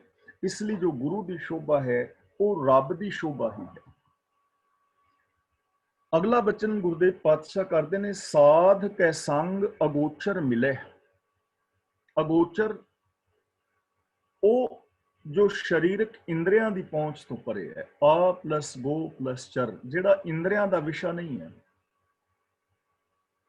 ਹੁਣ ਦੇਖੋ, ਰੱਬ ਨੂੰ ਜੇ ਕੋਈ ਚਾਹੇ ਕਿ ਸੱਚ ਦਾ ਜਿਹੜਾ ਰਸ ਹੈ ਉਹਨੂੰ ਮੈਂ ਟੱਚ ਕਰਕੇ ਵੇਖ ਲਵਾਂ, ਸੱਚ ਦੇ ਰਸ ਨੂੰ ਮੈਂ ਤੋਲ ਲਵਾਂ, ਲੀਟਰਾਂ ਦੇ ਨਾਲ ਨਾਪ ਲਵਾਂ, ਤਾਂ ਐਸਾ ਕੁਛ ਨਹੀਂ ਨਾ। ਉਹਨੂੰ ਅਨੁਭਵ ਕੀਤਾ ਜਾ ਸਕਦਾ ਹੈ, ਮਾਣਿਆ ਜਾ ਸਕਦਾ ਹੈ। ਜੋ ਸਾਡੇ ਗਿਆਨ ਇੰਦਰੀਆਂ ਦੀ ਪਹੁੰਚ ਪਕੜ ਤੋਂ ਪਰੇ ਹੈ, ਗੁਰੂ ਦੇ ਚਰਨਾਂ ਦੀ ਸ਼ਰਨ ਦੇ ਵਿੱਚ ਜਾਇਆ ਸਾਨੂੰ ਉਹ ਮਿਲ ਜਾਂਦਾ ਹੈ। ਜੋ ਸਰੀਰਕ ਗਿਆਨ ਇੰਦਰੀਆਂ ਦੀ ਪਹੁੰਚ ਤੋਂ ਪਰੇ ਹੈ ਉਹ ਮਿਲ ਪੈਂਦਾ ਹੈ। ਸਾਡੀ ਸੁਰਤ ਉਹਦੇ ਅੰਦਰ ਸਮਾ ਜਾਂਦੀ ਹੈ। ਹੁਣ ਅਸੀਂ ਉਹਦੇ ਦਰਸ਼ਨ ਕਰਨਾ ਚਾਹੁੰਦੇ ਹਾਂ ਇਹਨਾਂ ਅੱਖਾਂ ਦੇ ਨਾਲ। ਸਾਨੂੰ ਜੋ ਸਮਝਾਇਆ ਜਾਂਦਾ ਹੈ ਉਹ ਸਮਝਾਇਆ ਜਾਂਦਾ ਹੈ ਕਿ ਤੁਸੀਂ ਬੈਠ ਕੇ ਸਮਾਧੀ ਲਾਓ, ਫਿਰ ਰੱਬ ਤੁਹਾਡੇ ਅੱਗੇ ਪ੍ਰਗਟ ਹੋਏਗਾ। ਤੇ ਕਈ ਲੋਕ ਇਹੋ ਜਿਹੀਆਂ ਕਹਾਣੀਆਂ ਵੀ ਸੁਣਾਉਂਦੇ ਨੇ ਕਿ ਫਲਾਂ ਬੰਦਾ ਸੀ, ਬੈਠਾ ਸੀ, ਸਮਾਧੀ ਲਾਈ ਤੇ ਉਹਦਾ ਕਮਰਾ ਇੱਕਦਮ ਚਾਨਣੇ ਦੇ ਨਾਲ ਭਰ ਗਿਆ, ਲਾਈਟ ਵੀ ਬੁੱਝੀ ਸੀ, ਦੀਵਾ ਬੱਤੀ ਨਹੀਂ ਸੀ, 4 ਚੁਫੇਰੇ ਚਾਨਣ ਹੀ ਚਾਨਣ ਹੋ ਗਿਆ। ਜਾਂ ਕੋਈ ਫਲਾਂ ਬੰਦਾ ਬੈਠਾ ਸੀ, ਸਮਾਧੀ ਲਾਈ ਤੇ ਉਹਦੇ ਹੰਸਰੀਆਂ ਦੀ ਆਵਾਜ਼ ਆਉਣ ਲੱਗ ਗਈ, ਢੋਲਕੀਆਂ ਦੀ ਆਵਾਜ਼ ਆਉਣ ਲੱਗ ਗਈ। ਰੱਬ ਇਹੋ ਜਿਹਾ ਚਾਨਣ ਨਹੀਂ ਹੈ, ਰੱਬ ਹਨੇਰੇ ਵਿੱਚ ਵੀ ਹੈ। ਇਹ ਨਹੀਂ ਕਿਸੇ ਨੇ ਕਿਹਾ ਕਿ ਉਹ ਲਾਈਟਾਂ ਜਗਾ ਕੇ ਬੈਠਾ ਸੀ, ਲਾਈਟਾਂ ਵੀ ਜਾਗਦੀਆਂ ਸਨ ਤੇ ਉਹਦੇ ਅੰਦਰ ਐਸਾ ਰੱਬ ਦਾ ਨੂਰ ਪ੍ਰਗਟ ਹੋਇਆ ਵੀ ਸਾਰੇ ਕਮਰੇ 'ਚ ਹਨੇਰਾ ਹੋ ਗਿਆ। ਕਿ ਹਨੇਰੇ ਵਿੱਚ ਰੱਬ ਨਹੀਂ ਹੈ? ਹਨੇਰੇ ਵਿੱਚ ਵੀ ਤੇ ਹੋਈ ਹੈ ਨਾ, ਚਾਨਣੇ ਵਿੱਚ ਵੀ ਹੋਈ ਹੈ ਹੀ ਹਰ ਥਾਂ ਤੇ ਉਹ। ਤਾਂ ਮਿਲੇ ਦਾ ਮਤਲਬ ਸੁਰਤ ਜਿਹੜੀ ਸਾਡੀ ਰੱਬੀ ਗੁਣਾਂ ਵਿੱਚ ਸਮਾ ਜਾਂਦੀ ਹੈ। ਜਿਹੜਾ ਸਾਡੇ ਗਿਆਨ ਇੰਦਰੀਆਂ ਤੋਂ ਪਹੁੰਚ ਪਕੜ ਤੋਂ ਪਰੇ ਹੈ ਉਹ ਮਿਲ ਪੈਂਦਾ, ਭਾਵ ਸਾਡੀ ਸੁਰਤ ਉਹਦੇ ਅੰਦਰ ਸਮਾ ਜਾਂਦੀ ਹੈ ਔਰ ਬੰਦਾ ਉਸੇ ਦਾ ਰੂਪ ਹੋ ਜਾਂਦਾ ਹੈ। ਸਾਧ ਕੇ ਸੰਗ ਸਦਾ ਪ੍ਰਫੁੱਲੇ। ਪ੍ਰਫੁੱਲੇ ਦਾ ਮਤਲਬ ਪ੍ਰਫੁੱਲਤ ਹੁੰਦਾ ਹੈ, ਖਿੜਦਾ ਹੈ ਚੰਗੀ ਤਰ੍ਹਾਂ। ਗੁਰੂ ਦੇ ਚਰਨਾਂ ਦੀ ਸ਼ਰਨ ਵਿੱਚ ਆਉਣ ਵਾਲਾ ਬੰਦਾ ਖਿੜੇ ਮੱਥੇ ਰਹਿੰਦਾ ਹੈ, ਹਮੇਸ਼ਾ ਪ੍ਰਫੁੱਲਿਤ ਹੈ, ਆਨੰਦਿਤ ਹੈ, ਖੁਸ਼ ਔਰ ਪ੍ਰਸੰਨ ਹੈ, ਕਿਉਂਕਿ ਉਹਦੇ ਅੰਦਰ ਗੁਣ ਨੇ, ਉਹਦੇ ਅੰਦਰ ਚੜ੍ਹਦੀ ਕਲਾ ਹੈ। ਉਹ ਡਿਪਰੈਸ਼ਨ ਦਾ ਸ਼ਿਕਾਰ ਨਹੀਂ, ਉਹਨੂੰ ਕੋਈ ਮਾਨਸਿਕ ਰੋਗ ਨਜ਼ਦੀਕ ਨਹੀਂ ਆਉਂਦੇ ਔਰ ਹਮੇਸ਼ਾ ਹਰ ਹਾਲਾਤ ਦੇ ਅੰਦਰ ਉਹ ਖੁਸ਼ ਔਰ ਪ੍ਰਸੰਨ ਹੈ। ਉਹਨੂੰ ਪਤਾ ਹੈ ਕਿ ਜੋ ਕੁਛ ਹੈ ਰੱਬੀ ਸਿਸਟਮ ਦੇ ਅੰਦਰ ਹੋ ਰਿਹਾ ਹੈ, ਸਿਸਟਮ ਨੂੰ ਬਦਲਿਆ ਨਹੀਂ ਜਾ ਸਕਦਾ, ਇਹਦੇ ਮੁਤਾਬਕ ਜ਼ਿੰਦਗੀ ਜੀਵੀ ਜਾ ਸਕਦੀ ਹੈ। ਗੁਰੂ ਦੇ ਦੱਸੇ ਰਾਹਾਂ ਤੇ ਤੁਰਨ ਵਾਲਾ ਬੰਦਾ, ਉਹਦੇ ਅੰਦਰ ਸਤ, ਸੰਤੋਖ, ਦਇਆ, ਧਰਮ, ਧੀਰਜ, ਇਹ ਸਾਰੇ ਗੁਣ ਨੇ ਤੇ ਉਹ ਹਮੇਸ਼ਾ ਖਿੜਿਆ ਹੋਇਆ ਹੈ, ਖਿੜੇ ਮੱਥੇ ਮਿਲਦਾ ਹੈ। ਤੇ ਅਸੀਂ ਆਮ ਜੋ ਬੰਦਾ ਹੈ ਟੁੱਟ ਟੁੱਟ ਕੇ ਪੈ ਰਹੇ ਹੁੰਦੇ ਆ ਇੱਕ ਦੂਜੇ ਨੂੰ, ਤੇ ਬੰਦਾ ਪੁੱਛਣਾ ਕਿੱਥੋਂ ਆਇਆ, ਸੁਖਮਨੀ ਸਾਹਿਬ ਪੜ੍ਹ ਕੇ ਆਇਆ, ਗੁਰਦੁਆਰੇ ਗਏ ਸਾਂ, ਕੀਰਤਨ ਸੁਣਨ ਗਏ ਸਾਂ, ਫਿਰ ਉੱਥੇ ਯਾਰ ਲੜਾਈ ਹੋ ਗਈ ਤੇ ਆ ਦੋ ਸੁਣ, ਮੈਂ ਉਹਨੂੰ ਮਾਰ ਆਇਆ, ਉਹਨੇ ਮੈਨੂੰ ਮਾਰ ਦਿੱਤਾ। ਗਏ ਕਿੱਥੇ ਸਾਂ? ਸ਼ਾਂਤੀ ਲੈਣ, ਸੁਖਮਨੀ ਸਾਹਿਬ ਪੜ੍ਹਨ, ਜਪਜੀ ਸਾਹਿਬ ਸੁਣਨ, ਗੁਰੂ ਨੂੰ ਮੱਥਾ ਟੇਕਣ, ਤੇ ਆਏ ਆ ਪੱਗਾਂ ਲਾ ਕੇ। ਪ੍ਰੋਬਲਮ ਹੈ ਨਾ, ਖਿੜੇ ਮੱਥੇ। ਕਿੰਨੇ ਕੁ ਲੋਕ ਨੇ ਜੋ ਖਿੜੇ ਮੱਥੇ ਮਿਲਦੇ ਨੇ ਇੱਕ ਦੂਜੇ ਨੂੰ, पति पत्नी भैन भरा सज्जन मित्र रिश्तेदार बंदे दे मत्थे ते हर टाइम ही त्यूड़ियां पईयां होईयां, अखां खिचियां होईयां ने, मुस्कुराहट गायब जी हो गई है, खुशी अंदरों खत्म जी हो गई है। रीजन सिर्फ एक है कि गुरु दी मत मुताबिक सोच नहीं है, क्योंकि खुशी और गमी साडी सोच करके है। ਤਾਂ ਗੁਰੂ ਜੀ ਕਹਿੰਦੇ ਨੇ ਜੋ ਗੁਰੂ ਦੇ ਦੱਸੇ ਰਾਹਾਂ ਤੇ ਤੁਰਦਾ ਹੈ ਉਹ ਹਮੇਸ਼ਾ ਪ੍ਰਫੁੱਲਿਤ ਹੈ, ਖੇੜੇ ਵਿੱਚ ਹੈ, ਵਿਗਾਸਤਾ ਵਿੱਚ ਹੈ, ਉਹ ਚੜ੍ਹਦੀ ਕਲਾ ਦੇ ਵਿੱਚ ਹੈ। ਸਾਧ ਕੈ ਸੰਗ ਆਵਹਿ ਬਸ ਪੰਚਾ, ਇਹਨੂੰ ਆਵਹਿ ਨੂੰ ਬਿੰਦੀ ਲਗਾ ਕੇ ਪੜਾਂਗੇ। ਆਵਹਿ, ਆਵਹਿ ਦਾ ਮਤਲਬ ਆ ਜਾਂਦੇ ਹਨ, ਪੰਚਾ ਦਾ ਮਤਲਬ ਪੰਜ ਜੋ ਕਾਮ ਕ੍ਰੋਧ ਲੋਭ ਮੋਹ ਹੰਕਾਰ ਨੇ। ਗੁਰੂ ਦੇ ਚਰਨਾਂ ਦੀ ਸ਼ਰਨ ਵਿੱਚ ਜਾਇਆ ਇਹ ਵਸ ਵਿੱਚ ਆ ਜਾਂਦੇ ਨੇ, ਕਾਬੂ ਵਿੱਚ ਆ ਜਾਂਦੇ ਨੇ, ਯਾਨੀ ਇਹ ਸਾਡੇ ਅਧੀਨ ਹੋ ਜਾਂਦੇ ਨੇ। ਜਿਵੇਂ ਅਸੀਂ ਚਾਹੁੰਦੇ ਹਾਂ ਉਵੇਂ ਇਹ ਕੰਮ ਕਰਦੇ ਨੇ, ਜਿਵੇਂ ਇਹ ਚਾਹੁੰਦੇ ਨੇ ਉਵੇਂ ਨਹੀਂ। ਦੇਖੋ, ਮਨ ਜੇ ਤਾਂ ਨੌਕਰ ਬਣੇ, ਜੇ ਤੁਸੀਂ ਮਨ ਦੇ ਮਾਲਕ ਬਣੋ ਤਾਂ ਮਨ ਬਹੁਤ ਚੰਗੀ ਚੀਜ਼ ਹੈ, ਮਹਾਨ ਹੈ। ਪਰ ਜੇ ਮਨ ਨੂੰ ਮਾਲਕ ਬਣਾ ਲਿਆ ਤੇ ਅਸੀਂ ਦਾਸ ਬਣ ਗਏ, ਫਿਰ ਬੜਾ ਖਤਰਨਾਕ ਹੈ। ਜੇ ਮਨ ਨੌਕਰ ਬਣ ਕੇ ਦਾਸ ਬਣ ਕੇ ਰਹੇ ਤਾਂ ਬੜਾ ਮਹਾਨ ਹੈ, ਪਰ ਜੇ ਮਾਲਕ ਬਣ ਕੇ ਰਹੇ ਬੜਾ ਖਤਰਨਾਕ ਹੈ। ਹੁਣ ਇਹ ਸਾਡੇ ਤੇ ਡਿਪੈਂਡ ਕਰਦਾ ਹੈ ਕਿ ਅਸੀਂ ਮਨ ਨੂੰ ਚਲਾਣਾ ਹੈ ਜਾਂ ਅਸੀਂ ਮਨ ਮੁਤਾਬਕ ਚੱਲਣਾ ਹੈ। ਲੋਕਾਂ ਨੇ ਘਰਾਂ ਵਿੱਚ ਨਾ ਕੁੱਤੇ ਰੱਖੇ ਨੇ ਕਿ ਅਸੀਂ ਕੁੱਤਾ ਪਾਲਿਆ ਹੋਇਆ। ਹੁਣ ਸਮਝ ਨਹੀਂ ਆਉਂਦੀ ਕਿ ਕੁੱਤੇ ਨੂੰ ਰੱਖਿਆ ਹੈ ਕਿ ਕੁੱਤੇ ਨੇ ਸਾਨੂੰ ਰੱਖਿਆ ਹੈ। ਹੁਣ ਅਸੀਂ ਕਹਿੰਦੇ ਵੀ ਕੁੱਤੇ ਨੂੰ ਘੁਮਾਉਣ ਲਿਜਾ ਰਹੇ ਹਾਂ, ਪਰ ਅਸਲ ਦੇ ਅੰਦਰ ਸਾਨੂੰ ਕੁੱਤਾ ਘੁਮਾ ਰਿਹਾ ਹੁੰਦਾ। ਕੁੱਤੇ ਦਾ ਜਦੋਂ ਟਾਈਮ ਹੁੰਦਾ ਚੌਂ ਚੌਂ ਕਰਦਾ ਤਾਂ ਅਸੀਂ ਉਹਨੂੰ ਲੈ ਕੇ ਤੁਰ ਪੈਂਦੇ, ਇਹਨੇ ਨਹੀਂ ਹੁਣ ਚੁੱਪ ਕਰਨਾ, ਜਾਣਾ ਪੈਣਾ। ਇਹਦਾ ਮਤਲਬ ਕੁੱਤੇ ਦੇ ਅੰਡਰ ਹੋ ਗਿਆ ਨਾ। ਕੁੱਤਾ ਖਲੋਂਦਾ ਹੈ, ਅਸੀਂ ਖਲੋ ਜਾਂਦੇ ਹਾਂ। ਕੁੱਤਾ ਤੁਰਦਾ, ਅਸੀਂ ਤੁਰ ਪੈਂਦੇ ਹਾਂ। ਅੱਗੇ ਅੱਗੇ ਕੁੱਤਾ, ਪਿੱਛੇ ਪਿੱਛੇ ਅਸੀਂ। ਸਾਡਾ ਕੋਈ ਬੜਾ ਪਿਆਰਾ ਮਿੱਤਰ ਆਵਾਜ਼ ਮਾਰਦਾ ਹੈ, ਅਸੀਂ ਕੁੱਤੇ ਨੂੰ ਖਿੱਚ ਕੇ ਰੋਕਣ ਲੱਗਦੇ ਹਾਂ ਤੇ ਉਹ ਰੁਕਦਾ ਨਹੀਂ। ਤੇ ਫਿਰ ਅਸੀਂ ਕਹਿੰਦੇ ਆ ਯਾਰ ਆ ਨਹੀਂ ਹੁਣ ਖਲੋਣ ਡਿਆ, ਜਿਹੜਾ ਨਾ ਸ਼ੇਰੂ ਨਹੀਂ ਖਲੋਣ ਡਿਆ, ਤੇ ਹੁਣ ਮੈਨੂੰ ਜਾਣਾ ਪੈਣਾ। ਜੋ ਵੀ ਅਸੀਂ ਨਾਮ ਤਰਿਆ ਹੁੰਦਾ, ਟੋਮੀ ਜਾਂ ਕੁਛ ਵੀ, ਖਲੋ ਨਹੀਂ ਰਿਹਾ। ਮਿੱਤਰ ਨੂੰ ਛੱਡੇ ਦਾ ਮਤਲਬ ਕੁੱਤਾ ਲੈ ਗਿਆ ਨਾ। ਕੁੱਤਾ ਸਾਨੂੰ ਪਾਲ ਰਿਹਾ ਹੈ, ਕੁੱਤੇ ਨੂੰ ਅਸੀਂ ਘੁਮਾਉਣ ਜਾ ਰਹੇ ਹਾਂ। ਇੱਕ ਮਿਸਾਲ ਦੇ ਰਿਹਾ ਮੈਂ, ਸਿਰਫ ਚੀਜ਼ ਸਮਝਣ ਲਈ। ਹੁਣ ਮਨ ਸਾਨੂੰ ਘੁਮਾ ਰਿਹਾ ਕਿ ਅਸੀਂ ਮਨ ਨੂੰ ਘੁਮਾ ਰਹੇ ਹਾਂ। ਮਨ ਕਹਿੰਦਾ ਸ਼ਰਾਬ ਪੀਣ ਲਈ, ਅਸੀਂ ਸ਼ਰਾਬ ਪੀ ਲਈ। ਮਨ ਨੇ ਕਿਹਾ ਝੂਠ ਬੋਲਣ ਲਈ, ਅਸੀਂ ਝੂਠ ਬੋਲ ਦਿੱਤਾ। ਮਨ ਨੇ ਕਿਹਾ ਕਿਸੇ ਦੀ ਚੁਗਲੀ ਕਰਕੇ ਕਿਸੇ ਦਾ ਕੰਮ ਗਵਾਉਣ ਲਈ, ਅਸੀਂ ਉਹ ਗਵਾ ਦਿੱਤਾ। ਘਰ ਦੇ ਵਿੱਚ ਥੋੜੀ ਬਹੁਤੀ ਅਣਬਣ ਹੋ ਗਈ, ਮਨ ਨੇ ਕਿਹਾ ਵੀ ਆ ਭਾਂਡੇ ਤੋੜਦੇ, ਅਸੀਂ ਭਾਂਡੇ ਤੋੜ ਦਿੱਤੇ। ਕਿਉਂਕਿ ਮਨ ਮਾਲਕ ਬਣ ਗਿਆ ਨਾ, ਮਨ ਸਾਨੂੰ ਚਲਾ ਰਿਹਾ। ਤੇ ਜੇ ਮਨ ਨੂੰ ਅਸੀਂ ਆਪਣੇ ਮੁਤਾਬਕ ਚਲਾਈਏ, ਬੁੱਧੀ ਮੁਤਾਬਕ, ਗੁਰੂ ਗਿਆਨ ਮੁਤਾਬਕ, ਮਨ ਕਹੇ ਕਿ ਸ਼ਰਾਬ ਪੀਣੀ ਹੈ ਤੇ ਮੇਰੀ ਬੁੱਧ ਕਹੇ ਕਿ ਸ਼ਰਾਬ ਦਾ ਤਾਂ ਨੁਕਸਾਨ ਬੜਾ, ਸ਼ਰਾਬ ਬਿਲਕੁਲ ਨਹੀਂ ਪੀਣੀ, ਖਬਰਦਾਰ ਜੇ ਇਸ ਤੋਂ ਬਾਅਦ ਸ਼ਰਾਬ ਦੀ ਵਿਚਾਰ ਵੀ ਅੰਦਰ ਪੈਦਾ ਕੀਤੀ। ਮਨ ਕਵੇ ਕਿ ਵੈਸ਼ਾਲੇ ਜਾਣਾ ਤੇ ਬੰਦਾ ਅੰਦਰੋਂ ਕਵੇ ਖਬਰਦਾਰ ਜੇ ਵਿਚਾਰ ਪੈਦਾ ਕੀਤੀ ਗੁਰਦੁਆਰੇ ਜਾਣਾ। ਮਨ ਤੁਹਾਡੇ ਅੰਦਰ ਹੋ, ਮਨ ਤੁਹਾਡਾ ਨੌਕਰ ਹੋਵੇ ਤਾਂ ਇਹ ਮਹਾਨ ਹੈ। ਲੇਕਿਨ ਜੇ ਮਨ ਦੇ ਨੌਕਰ ਅਸੀਂ ਹੋ ਗਏ ਤਾਂ ਇਹ ਬੜਾ ਖਤਰਨਾਕ। ਤਾਂ ਗੁਰੂ ਦੇ ਚਰਨਾਂ ਦੀ ਜਦੋਂ ਸ਼ਰਨ ਵਿੱਚ ਆਉਂਦੇ ਆ ਤੇ ਕਾਮ ਕ੍ਰੋਧ ਆਦਿਕ ਸਾਡੇ ਵਸ ਵਿੱਚ ਆ ਜਾਂਦੇ ਨੇ। ਵਾਤ ਵੱਜਣ ਟੰਮਕ ਭੇਰੀਆਂ, ਮਲ ਲੱਥੇ ਲੈਂਦੇ ਫੇਰੀਆਂ, ਨਿਹ ਤੇ ਪੰਜ ਜਵਾਨ ਮੈਂ ਗੁਰ ਥਾਪੀ ਦਿੱਤੀ ਕੰਡ ਜੀਓ। ਫਿਰ ਇਹ ਸਾਡੇ ਅੰਡਰ ਨੇ, ਫਿਰ ਇਹਨਾਂ ਤੋਂ ਅਸੀਂ ਕੰਮ ਲੈਂਦੇ ਹਾਂ। ਲੋਭ ਸਾਡਾ ਫਿਰ ਸੰਤੋਖ ਵਿੱਚ ਬਦਲ ਜਾਂਦਾ ਹੈ, ਅਸੀਂ ਉਵੇਂ ਕੰਮ ਲੈਂਦੇ ਹਾਂ। ਮੋਹ ਪ੍ਰੇਮ ਵਿੱਚ ਬਦਲ ਜਾਂਦਾ ਹੈ, ਮੋਹ ਨੂੰ ਅਸੀਂ ਵਰਤਣਾ ਪ੍ਰੇਮ ਦੀ ਤਰ੍ਹਾਂ। ਹੰਕਾਰ ਨੂੰ ਅਸੀਂ ਸਵਾਭਿਮਾਨ ਦੀ ਤਰ੍ਹਾਂ ਵਰਤਣਾ, ਕ੍ਰੋਧ ਨੂੰ ਅਸੀਂ ਵੀਰ ਰਸ ਦੀ ਤਰ੍ਹਾਂ ਵਰਤਣਾ। ਵਸ ਵਿੱਚ ਆ ਜਾਂਦੇ ਨੇ ਔਰ ਸਾਨੂੰ ਫਿਰ ਸੁੱਖ ਦੇਣ ਵਾਲੇ ਬਣ ਜਾਂਦੇ। ਸਾਧ ਸੰਗ ਅੰਮ੍ਰਿਤ ਰਸ ਪੁੰਚਾ। ਅੰਮ੍ਰਿਤ ਦਾ ਮਤਲਬ ਆਤਮਕ ਜੀਵਨ, ਜੋ ਸਾਨੂੰ ਜੀਵਨ ਦਿੰਦਾ ਹੈ। ਪੁੰਚਾ ਦਾ ਮਤਲਬ ਚੱਖਦਾ ਹੈ। ਕਿਉਂਕਿ ਗੁਰੂ ਦੇ ਦੱਸੇ ਰਾਹਾਂ ਤੇ ਚੱਲ ਕੇ, ਗੁਰੂ ਦੀ ਸ਼ਰਨ ਵਿੱਚ ਜੋ ਆਉਂਦਾ ਨਾ, ਜੋ ਆਪਣੀ ਮੱਤ ਨੂੰ ਛੱਡ ਕੇ ਗੁਰਮਤਿ ਆਸ਼ੇ ਅਨੁਸਾਰ ਜ਼ਿੰਦਗੀ ਜੀਂਦਾ, ਉਹ ਆਤਮਿਕ ਜੀਵਨ ਦੇ ਰਸ ਨੂੰ ਚਖਦਾ ਹੈ, ਉਹਦਾ ਸਵਾਦ ਮਾਣਦਾ ਹੈ, ਆਤਮਿਕ ਜੀਵਨ ਦਾ, ਆਤਮਿਕ ਆਨੰਦ, ਆਤਮਿਕ ਖੇੜਾ। ਹੁਣ ਦੇਖੋ, ਗੱਲਾਂ ਤਾਂ ਮੈਂ ਵੀ ਕਰ ਰਿਹਾ, ਪਰ ਜ਼ਰੂਰੀ ਨਹੀਂ ਕਿ ਮੈਂ ਇਸ ਆਤਮਿਕ ਆਨੰਦ ਨੂੰ ਮਾਣਦਾ ਵੀ ਹੋਵਾਂ। ਗੱਲ ਕਰਨੀ ਵੱਖਰੀ ਚੀਜ਼ ਹੈ, ਮਾਨਣਾ ਇੱਕ ਵੱਖਰੀ ਚੀਜ਼ ਹੈ। ਜੇ ਤਾਂ ਮੈਂ ਗੱਲਾਂ ਹੀ ਕਰ ਰਿਹਾ ਤਾਂ ਫਿਰ ਗੱਲਾਂ ਹੀ ਨੇ ਸਿਰਫ, ਪਰ ਜੇ ਮੈਂ ਇਹਨਾਂ ਚੀਜ਼ਾਂ ਤੇ ਅਮਲ ਕਰਾਂ ਤੇ ਅਮਲ ਕਰਨ ਦੇ ਨਾਲ ਜਿਹੜਾ ਸੁੱਖ ਆਏਗਾ ਉਹਨੂੰ ਮੈਂ ਮਾਣਾਂਗਾ ਨਾ। ਮਾਣਾਂਗਾ ਤੇ ਤਾਂ ਜੇ ਮੈਂ ਅਮਲ ਕਰਾਂਗਾ, ਕਿਉਂਕਿ ਅਮਲ ਕਰਨ ਦੇ ਨਾਲ ਸੁੱਖ ਜਾਂ ਖੁਸ਼ੀ ਪੈਦਾ ਹੋਣੀ ਹੈ, ਸੱਚਾਈ ਵਿੱਚੋਂ, ਦਇਆ ਵਿੱਚੋਂ, ਪ੍ਰੇਮ ਵਿੱਚੋਂ।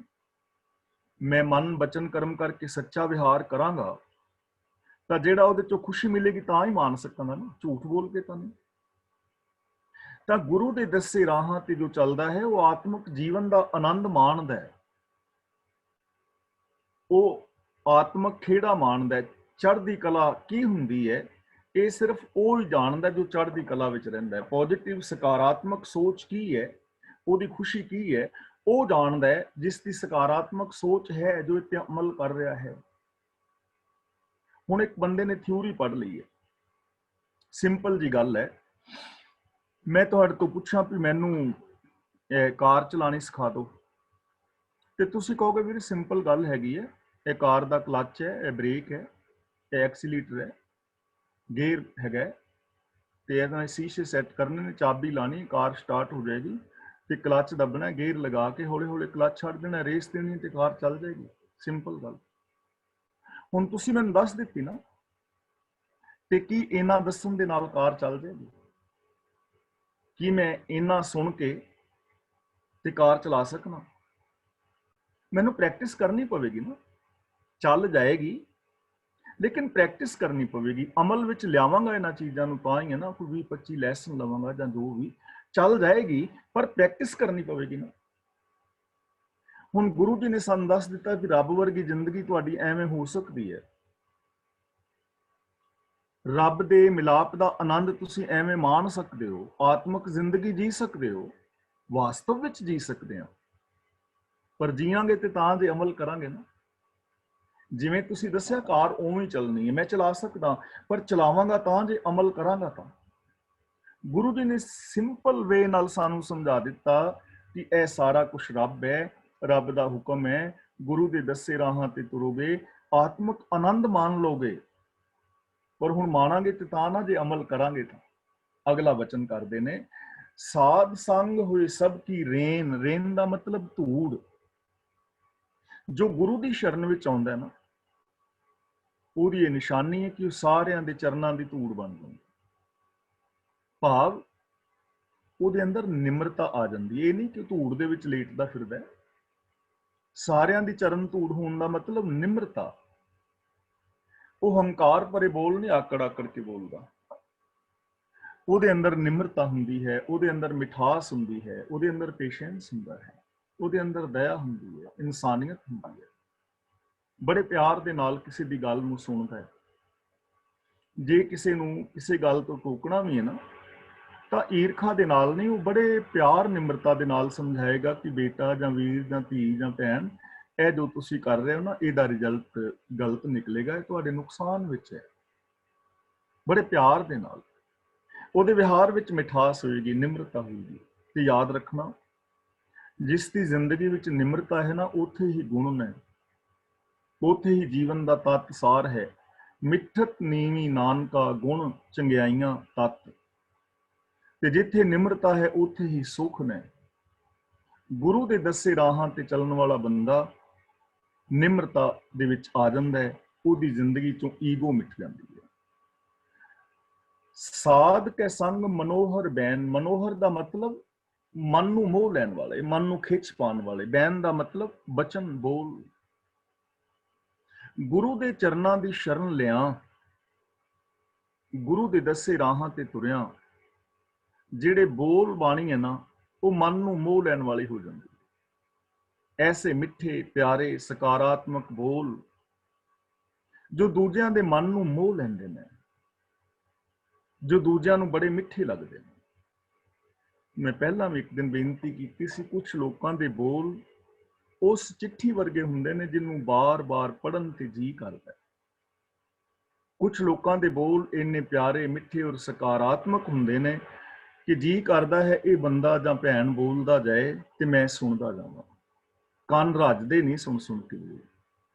ਕੁਝ ਲੋਕਾਂ ਦੇ ਬੋਲ ਇੰਨੇ ਪਿਆਰੇ, ਮਿੱਠੇ, ਸਕਾਰਾਤਮਕ ਹੁੰਦੇ ਨੇ, ਉਹ ਦੂਰ ਬੈਠਿਆਂ ਵੀ ਨੇੜਾ ਭਾਸਦੇ ਨੇ, ਉਹ ਬੇਗਾਨੇ ਹੁੰਦੇ ਵੀ ਆਪਣੇ ਜਾਪਦੇ ਨੇ, ਔਰ ਉਹਨਾਂ ਦੇ ਬੋਲ ਸੁਣ ਕੇ ਉਹ ਹਮੇਸ਼ਾ ਵਾਸਤੇ ਸਾਡੇ ਦਿਲ ਵਿੱਚ ਉਤਰ ਜਾਂਦੇ ਨੇ, ਅਸੀਂ ਉਹਨਾਂ ਦੇ ਦਿਲ ਵਿੱਚ ਉਤਰ ਜਾਂਦੇ। ਐਸੇ ਬੋਲ ਤਾਂ ਗੁਰੂ ਦੇ ਚਰਨਾਂ ਦੀ ਸ਼ਰਨ ਵਿੱਚ ਆਉਣ ਦੇ ਨਾਲ ਬੋਲ ਬਾਣੀ ਦੇ ਅੰਦਰ ਫਰਕ ਪੈਣਾ ਚਾਹੀਦਾ ਸੀ।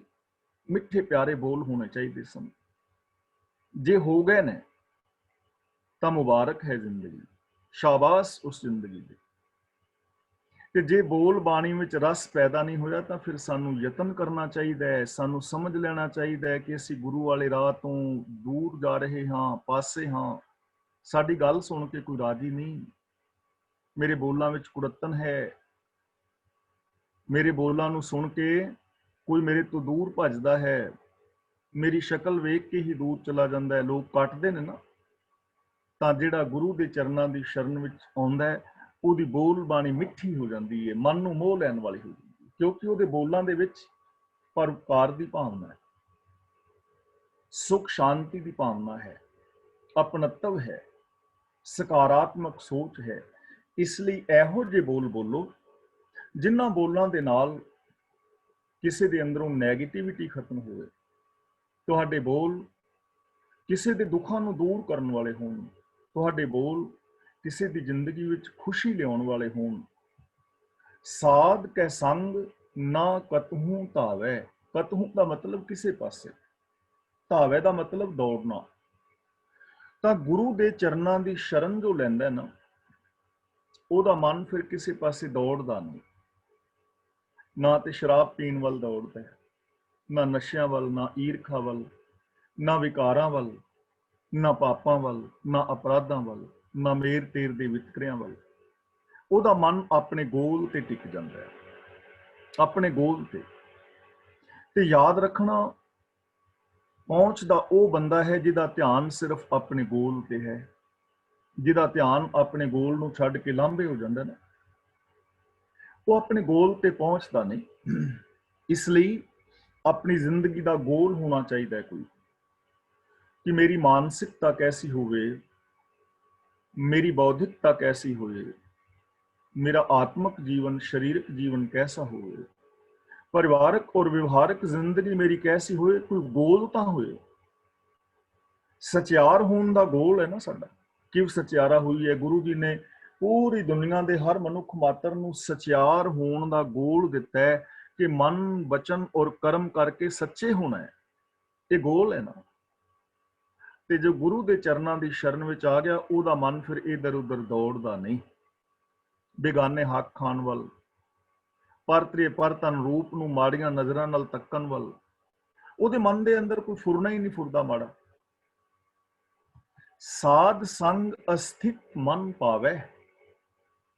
ਪ੍ਰਭੂ ਦੇ ਚਰਨਾਂ ਵਿੱਚ ਜਿਹੜਾ ਮਨ ਹੈ ਨਾ, ਉਹ ਟਿਕਾਓ ਹਾਸਲ ਕਰ ਲੈਂਦਾ ਹੈ। ਜੋ ਗੁਰੂ ਦੇ ਚਰਨਾਂ ਦੀ ਸ਼ਰਨ ਵਿੱਚ ਆਉਂਦਾ ਹੈ, ਉਹਦਾ ਮਨ ਟਿਕ ਜਾਂਦਾ ਹੈ।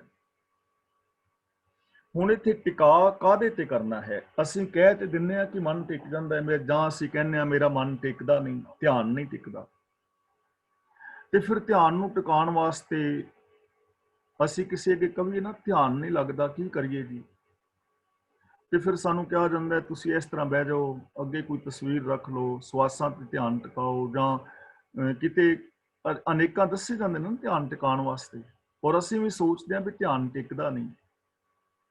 ਅਸਲ ਦੇ ਅੰਦਰ ਧਿਆਨ ਟਿਕ ਹੀ ਨਹੀਂ ਸਕਦਾ ਜਦੋਂ ਤੱਕ ਸਾਨੂੰ ਇਹ ਨਹੀਂ ਪਤਾ ਵੀ ਧਿਆਨ ਅਸੀਂ ਟਿਕਾਣਾ ਕਾਹਦੇ ਤੇ। ਸਾਡਾ ਗੋਲ ਕੀ ਹੈ? ਗੋਲ ਤੇ ਟਿਕਣਾ ਨਾ ਧਿਆਨ। ਇਸ ਲਈ ਸਾਡਾ ਧਿਆਨ ਟਿਕਣਾ ਚਾਹੀਦਾ ਸਚਿਆਰ ਹੋਣ ਤੇ, ਕਿ ਮੈਂ ਸਚਿਆਰ ਵਾਲੀ ਜ਼ਿੰਦਗੀ ਜੀਣੀ ਹੈ। ਮੇਰੀ ਮਾਨਸਿਕਤਾ ਸੱਚੀ ਹੋਵੇ, ਮੇਰੇ ਬੋਲ ਸੱਚੇ ਹੋਣ, ਮੇਰਾ ਵਿਹਾਰ ਸੱਚਾ ਹੋਵੇ। ਧਿਆਨ ਇਸ ਚੀਜ਼ ਤੇ ਰੱਖਣਾ, ਮੈਂ ਪੋਜ਼ਿਟਿਵ ਰਹਿਣਾ ਹੈ, ਮੈਂ ਸਕਾਰਾਤਮਕ ਰਹਿਣਾ ਹੈ, ਮੈਂ ਗੁਨਾਹ ਦੇ ਧਾਰ ਨਹੀਂ ਹੋਣਾ ਹੈ, ਮੈਂ ਗੁਰਬਾਣੀ ਵਾਲੀ ਜ਼ਿੰਦਗੀ ਜੀਣੀ ਹੈ। ਧਿਆਨ ਇੱਧਰ ਹੋਣਾ ਚਾਹੀਦਾ ਨਾ। ਤਾਂ ਉਹਦਾ ਮਨ ਟਿਕਾਵ ਵਿੱਚ ਆ ਜਾਂਦਾ, ਉਹਦਾ ਮਨ ਵਿਕਾਰਾਂ ਵੱਲ ਨਹੀਂ ਦੌੜਦਾ।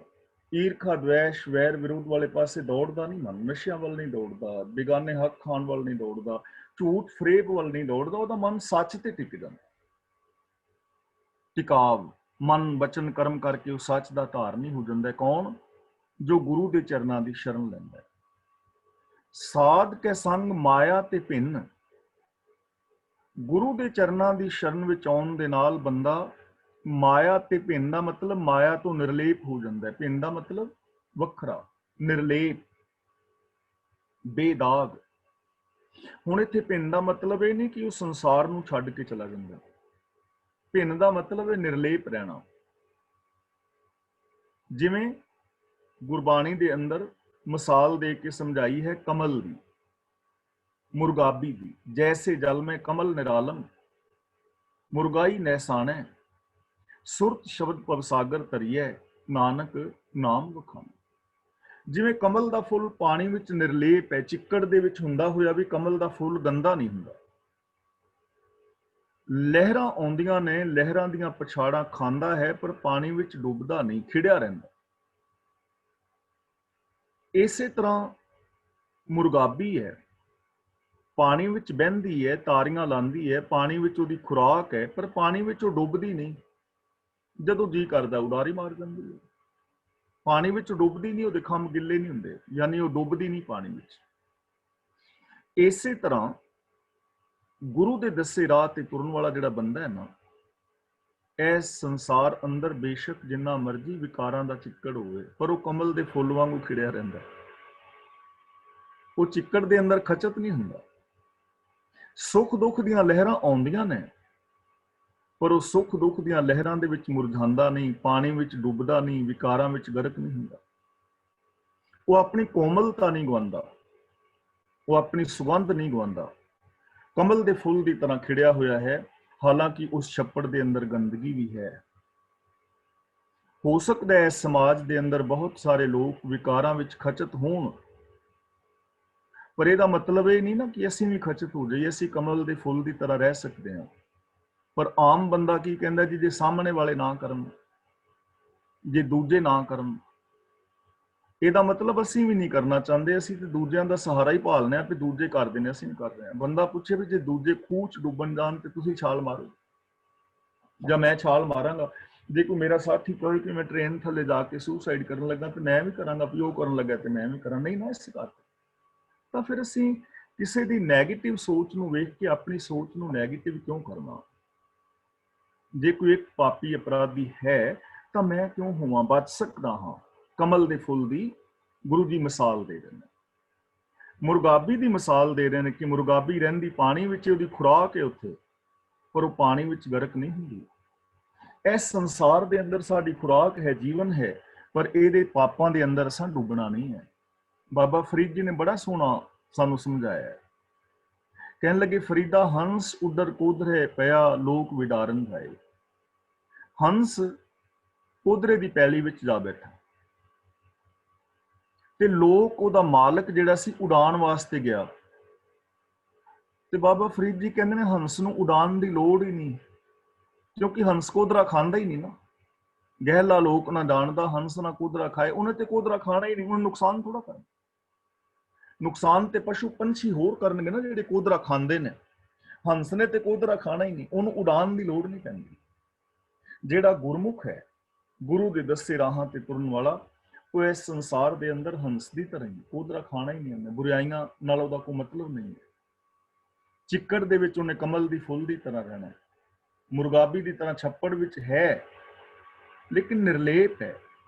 ਰਹੇਗਾ ਗੁਰੂ ਦੇ ਦੱਸੇ ਰਾਹਾਂ ਤੇ ਤੁਰਨ ਵਾਲਾ ਵੀ ਇਸ ਦੁਨੀਆ ਵਿੱਚ। ਕੱਪੜੇ ਉਹਨੇ ਵੀ ਸਾਡੇ ਵਰਗੇ ਹੀ ਪਾਏ ਹੋਣੇ ਨੇ, ਰੋਟੀ ਉਹ ਵੀ ਸਾਡੀ ਤਰ੍ਹਾਂ ਹੀ ਪਕਾਏਗਾ, ਨਹਾਏ ਧੋਏਗਾ ਸਾਡੀ ਤਰ੍ਹਾਂ ਹੀ ਉਹ ਵਿਚਰੇਗਾ।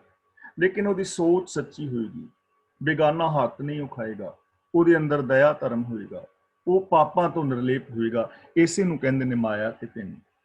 ਤੇ ਮਾਇਆ ਇੱਕ ਮੈਂਟੈਲਿਟੀ ਦਾ ਨਾਮ ਹੈ, ਜਿਸ ਨੂੰ ਆਪ ਬਹੁਤ ਚੰਗੀ ਤਰ੍ਹਾਂ ਜਾਣ ਚੁੱਕੇ ਹੋ ਕਿ ਸਾਰਿਆਂ ਦੇ ਅੰਦਰ ਰੱਬ ਨੂੰ ਨਾ ਵੇਖਣਾ, ਅੰਦਰੋਂ ਹੋਰ ਤੇ ਬਾਹਰੋਂ ਹੋਰ ਹੋਣਾ, ਤੇ ਸੈਲਫਿਸ਼ ਵਾਲੀ ਜ਼ਿੰਦਗੀ, ਸੈਲਫਿਸ਼ਨੈਸ ਵਾਲੀ ਜੀਣੀ, ਇਹ ਸੋਚ ਦਾ ਨਾਮ ਮਾਇਆ ਹੈ।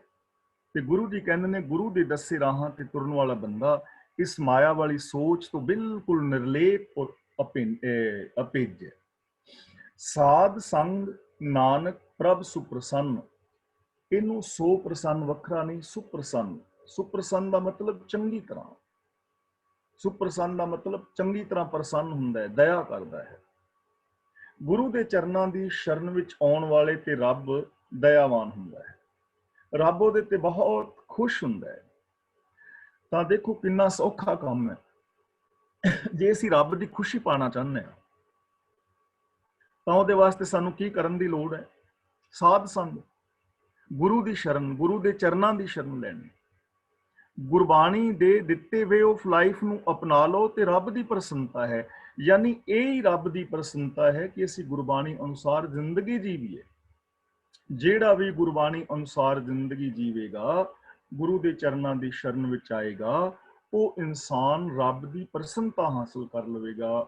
ਉਹ ਇਨਸਾਨ ਰੱਬ ਦੇ ਅੰਦਰ ਲੀਨ ਹੋ ਜਾਏਗਾ, ਉਸ ਮਾਲਕ ਦਾ ਜਿਹੜਾ ਹੈ ਰੂਪ ਹੋ ਜਾਏਗਾ। ਉਸ ਮਨੁੱਖ ਦੇ ਅੰਦਰੋਂ ਮੈਲ ਜਿਹੜੀ ਹੈ ਉਹ ਖਤਮ ਹੋ ਜਾਏਗੀ।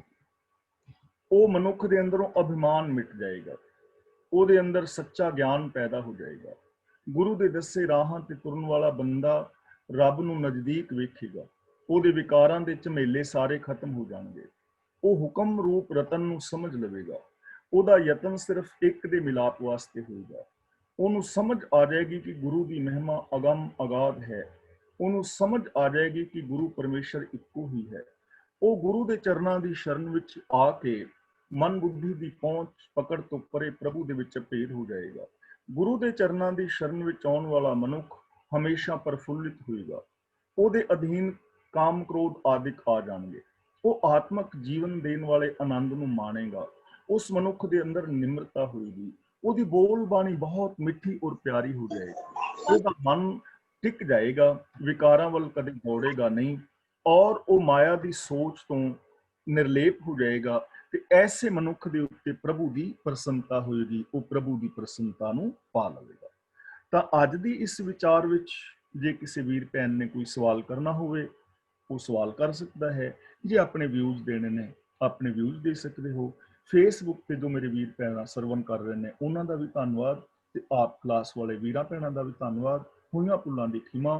ਵੀਰ ਤਰਲੋਚਨ ਸਿੰਘ ਜੀ ਅਨਮਿਊਟ ਹੋ ਗਏ ਨੇ, ਅਗਲੀ ਕਾਰਵਾਈ ਉਹ ਕਰਨਗੇ। ਵਾਹਿਗੁਰੂ ਜੀ ਕਾ ਖਾਲਸਾ, ਵਾਹਿਗੁਰੂ ਜੀ ਕੀ ਫਤਿਹ। ਵਾਹਿਗੁਰੂ ਜੀ ਕਾ ਖਾਲਸਾ, ਵਾਹਿਗੁਰੂ ਜੀ ਕੀ ਫਤਿਹ। ਧੰਨਵਾਦ ਗਿਆਨੀ ਜੀ ਦਾ ਬਹੁਤ ਬਹੁਤ, ਹਮੇਸ਼ਾ ਦੀ ਤਰ੍ਹਾਂ। ਤੇ ਜਿੱਦਾਂ ਗਿਆਨੀ ਜੀ ਨੇ ਕਿਹਾ ਹੀ ਹੈ ਜੀ, ਅੱਜ ਦਾ ਜਿਹੜਾ ਕੋਈ ਤੁਹਾਡਾ ਸਵਾਲ ਹੋਵੇ ਜਾਂ ਤੁਹਾਡੀ ਕੋਈ ਵਿਚਾਰ ਹੋਵੇ, ਤੁਸੀਂ ਰੱਖ ਸਕਦੇ ਆ, ਤੁਸੀਂ ਪੁੱਛ ਸਕਦੇ ਆ। ਗਿਆਨੀ ਜੀ ਸਾਡੇ ਨਾਲ ਹੀ ਆ, ਤਾਂ ਤੁਸੀਂ ਹੁਣੇ ਅਨਮਿਊਟ ਹੋ ਜਾਓ ਜੀ, ਤਾਂ ਕਿ ਤੁਸੀਂ ਆਪਣਾ ਸਵਾਲ ਰੱਖ ਸਕੋ। ਕੋਈ ਵਿਚਾਰ ਦੇਣੀ ਆ ਤਾਂ ਤੁਸੀਂ ਪੁੱਛ ਲਓ ਜੀ, ਜਿੰਨੀ ਛੇਤੀ ਹੋ ਸਕਦਾ। ਤੇ ਸਾਡੇ ਨਾਲ ਅਜੇ ਤਾਂ ਕੋਈ ਅਨਮਿਊਟ ਨਹੀਂ ਹੋਇਆ ਜੀ। ਮੈਂ ਕੰਗਰੈਚੂਲੇਟ ਕਰਨਾ ਚਾਹੁੰਦਾ ਆਪਣੇ ਜਸਵਿੰਦਰ ਸਿੰਘ ਜੀ ਸਰੀ ਵਾਲੇ, ਉਹ ਵੀ ਸਾਡੇ ਨਾਲ ਜੁੜ ਗਏ ਜੀ। ਉਹ ਵੀ ਵਿਚਾਰੇ ਕੰਮ ਤੇ ਤੁਰੇ ਹੋ ਵਿਰਕ ਸਾਹਿਬ ਹੋਣਾ ਵਾਂਗੂ, ਤੇ ਬਹੁਤ ਵਧੀਆ ਜੀ, ਧੰਨਵਾਦ ਤੁਹਾਡਾ। ਤੇ ਨੀਨਾ ਜੀ ਨੂੰ ਵੀ ਅਸੀਂ ਵਧਾਈ ਦਿੰਦੇ ਹਾਂ। ਨੀਨਾ ਜੀ, ਤੁਹਾਨੂੰ ਬਹੁਤ ਬਹੁਤ ਵਧਾਈਆਂ। ਤੁਹਾਡੇ ਲੜਕੀ ਤੇ ਤੁਹਾਡੇ ਜਵਾਈ ਨੈਕਸਟ ਡੋਰ ਨੇਬਰ ਬਣ ਕੇ ਆ ਗਏ, ਨਾਲੇ ਬੱਚੇ ਆ ਗਏ ਤੁਹਾਡੇ ਕੋਲ, ਤੇ ਤੁਹਾਨੂੰ ਬਹੁਤ ਬਹੁਤ ਮੁਬਾਰਕਾਂ ਜੀ। ਤੇ ਹਾਂਜੀ, ਸਾਡੇ ਨਾਲ ਜਸਵੀਰ ਕੌਰ ਜੀ ਆਏ ਆ ਜੀ, ਗੱਲਬਾਤ ਕੁਛ ਪੁੱਛਣਾ ਹੋਊਗਾ। ਹਾਂਜੀ ਜਸਵੀਰ ਕੌਰ ਜੀ। ਗਿਆਨੀ ਜੀ, ਆਪ ਪੁੱਛਣਾ ਸੀ, ਸਾਧ ਕੀ ਮਹਿਮਾ ਬਰਨੈ ਕੌਣ ਪ੍ਰਾਨੀ, ਇਹਦਾ ਮੈਨੂੰ ਦੱਸੋਗੇ ਪਲੀਜ਼? ਇਹ ਮੈਂ ਮਿਸ ਕਰ ਲਿਆ ਸੀ।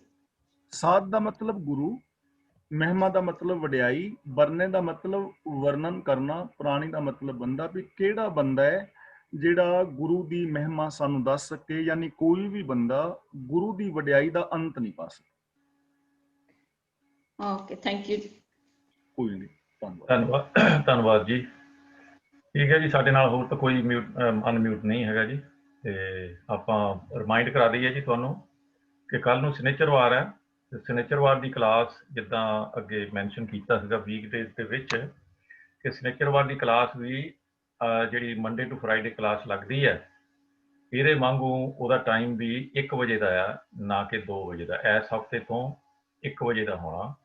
ਇਹ ਜੇ 2-3 ਦਿਨ ਪਹਿਲਾਂ ਕੁਲਦੀਪ ਕੌਰ ਜੀ ਨੇ ਦੱਸਿਆ ਸੀਗਾ ਸਾਰਿਆਂ ਨੂੰ। ਤੋ ਕੱਲ੍ਹ ਨੂੰ ਜਿਹੜਾ ਇਹਦਾ ਟਾਈਮ ਹੈਗਾ ਜੀ, 2 ਵਜੇ ਨਹੀਂ, 1 ਵਜੇ ਹੈਗਾ। ਤੇ ਤੁਸੀਂ 1 ਵਜੇ ਦੇ ਟਾਈਮ ਦੇ ਨਾਲ ਕੱਲ੍ਹ ਨੂੰ ਜੁਆਇਨ ਕਰ ਲਿਓ। ਤੇ ਜਿਹਦੇ ਕੋਲ ਕੋਈ ਉਹਦਾ ਨੰਬਰ ਨਹੀਂ ਹੈਗਾ ਜਿਹੜਾ ਆਈਟੀ ਨੰਬਰ ਹੁੰਦਾ ਉਹ ਮੈਂ ਤੁਹਾਨੂੰ ਦੇ ਦਿੰਦਾ ਹੈ ਜੀ ਇੱਕ ਵਾਰੀ ਫੇਰ। ਉਹ ਹੈਗਾ ਜੀ 685-893-7560 685-893-7560। ਠੀਕ ਹੈ ਜੀ। ਸੋ ਆਪਾਂ ਇੱਥੇ ਛੁੱਟੀਆਂ ਲੈਂਦੇ ਹਾਂ ਜੀ। ਅਸੀਂ ਆਵਾਂਗੇ ਮੁੜ ਕੇ ਸੋਮਵਾਰ ਨੂੰ 1 ਵਜੇ ਇਸੇ ਪਲੇਟਫਾਰਮ ਤੇ ਉੱਦਾਂ ਹੀ ਆਪਾਂ ਇਜਾਜ਼ਤਾਂ ਲੈ ਲਈਏ ਜੀ। ਬੁਲਾਓ ਫਤਿਹ। ਇਹਨਾਂ ਮੇਰੇ ਖਿਆਲ 'ਚ ਭਾਈ ਗਗਨਦੀਪ ਜੀ ਸ਼ਾਇਦ ਹੋਏ ਨੇ ਅਨਮਿਊਟ। ਅੱਛਾ ਜੀ, ਮੈਂ ਦੇਖਿਆ ਨਹੀਂ, ਸੌਰੀ। ਜੀ ਮੇਰੀ ਸਕਰੀਨ ਤੇ ਬਿਲਕੁਲ ਇੱਕ ਮਿੰਟ ਨਹੀਂ ਜੀ, ਅਨਮਿਊਟ ਨਹੀਂ ਹੋਏ। ਜੇ ਉਹਨਾਂ ਨੇ ਗੱਲ ਕਰਨੀ ਆ ਤਾਂ ਜ਼ਰੂਰ ਕਰ ਸਕਦੇ ਆ ਜੀ। ਹੈਲੋ ਭਾਈ ਗਗਨਦੀਪ ਸਿੰਘ ਜੀ। ਨਹੀਂ ਹੈਗੇ। ਨਹੀਂ ਜੀ, ਉਹ ਚਲੋ ਉਹਨਾਂ ਨਾਲ ਪਹਿਲਾਂ ਗੱਲ ਹੋ ਗਈ ਸੀਗੀ ਜੀ ਤੇ ਉਹ ਸਕਰੀਨ ਵੀ ਉਹਨਾਂ ਦੀ ਆਫ ਹੈ। ਤਾਂ ਠੀਕ ਹੈ, ਇੱਥੇ ਆਪਾਂ ਫਤਿਹ ਬੁਲਾ ਲਈਏ ਜੀ। ਮੰਡੇ ਨੂੰ ਮਿਲਦੇ ਮੁੜ ਕੇ। Have a good weekend. Waheguru ji. Waheguru ਜੀ ਕਾ ਖਾਲਸਾ, ਵਾਹਿਗੁਰੂ ਜੀ ਕੀ ਫਤਿਹ।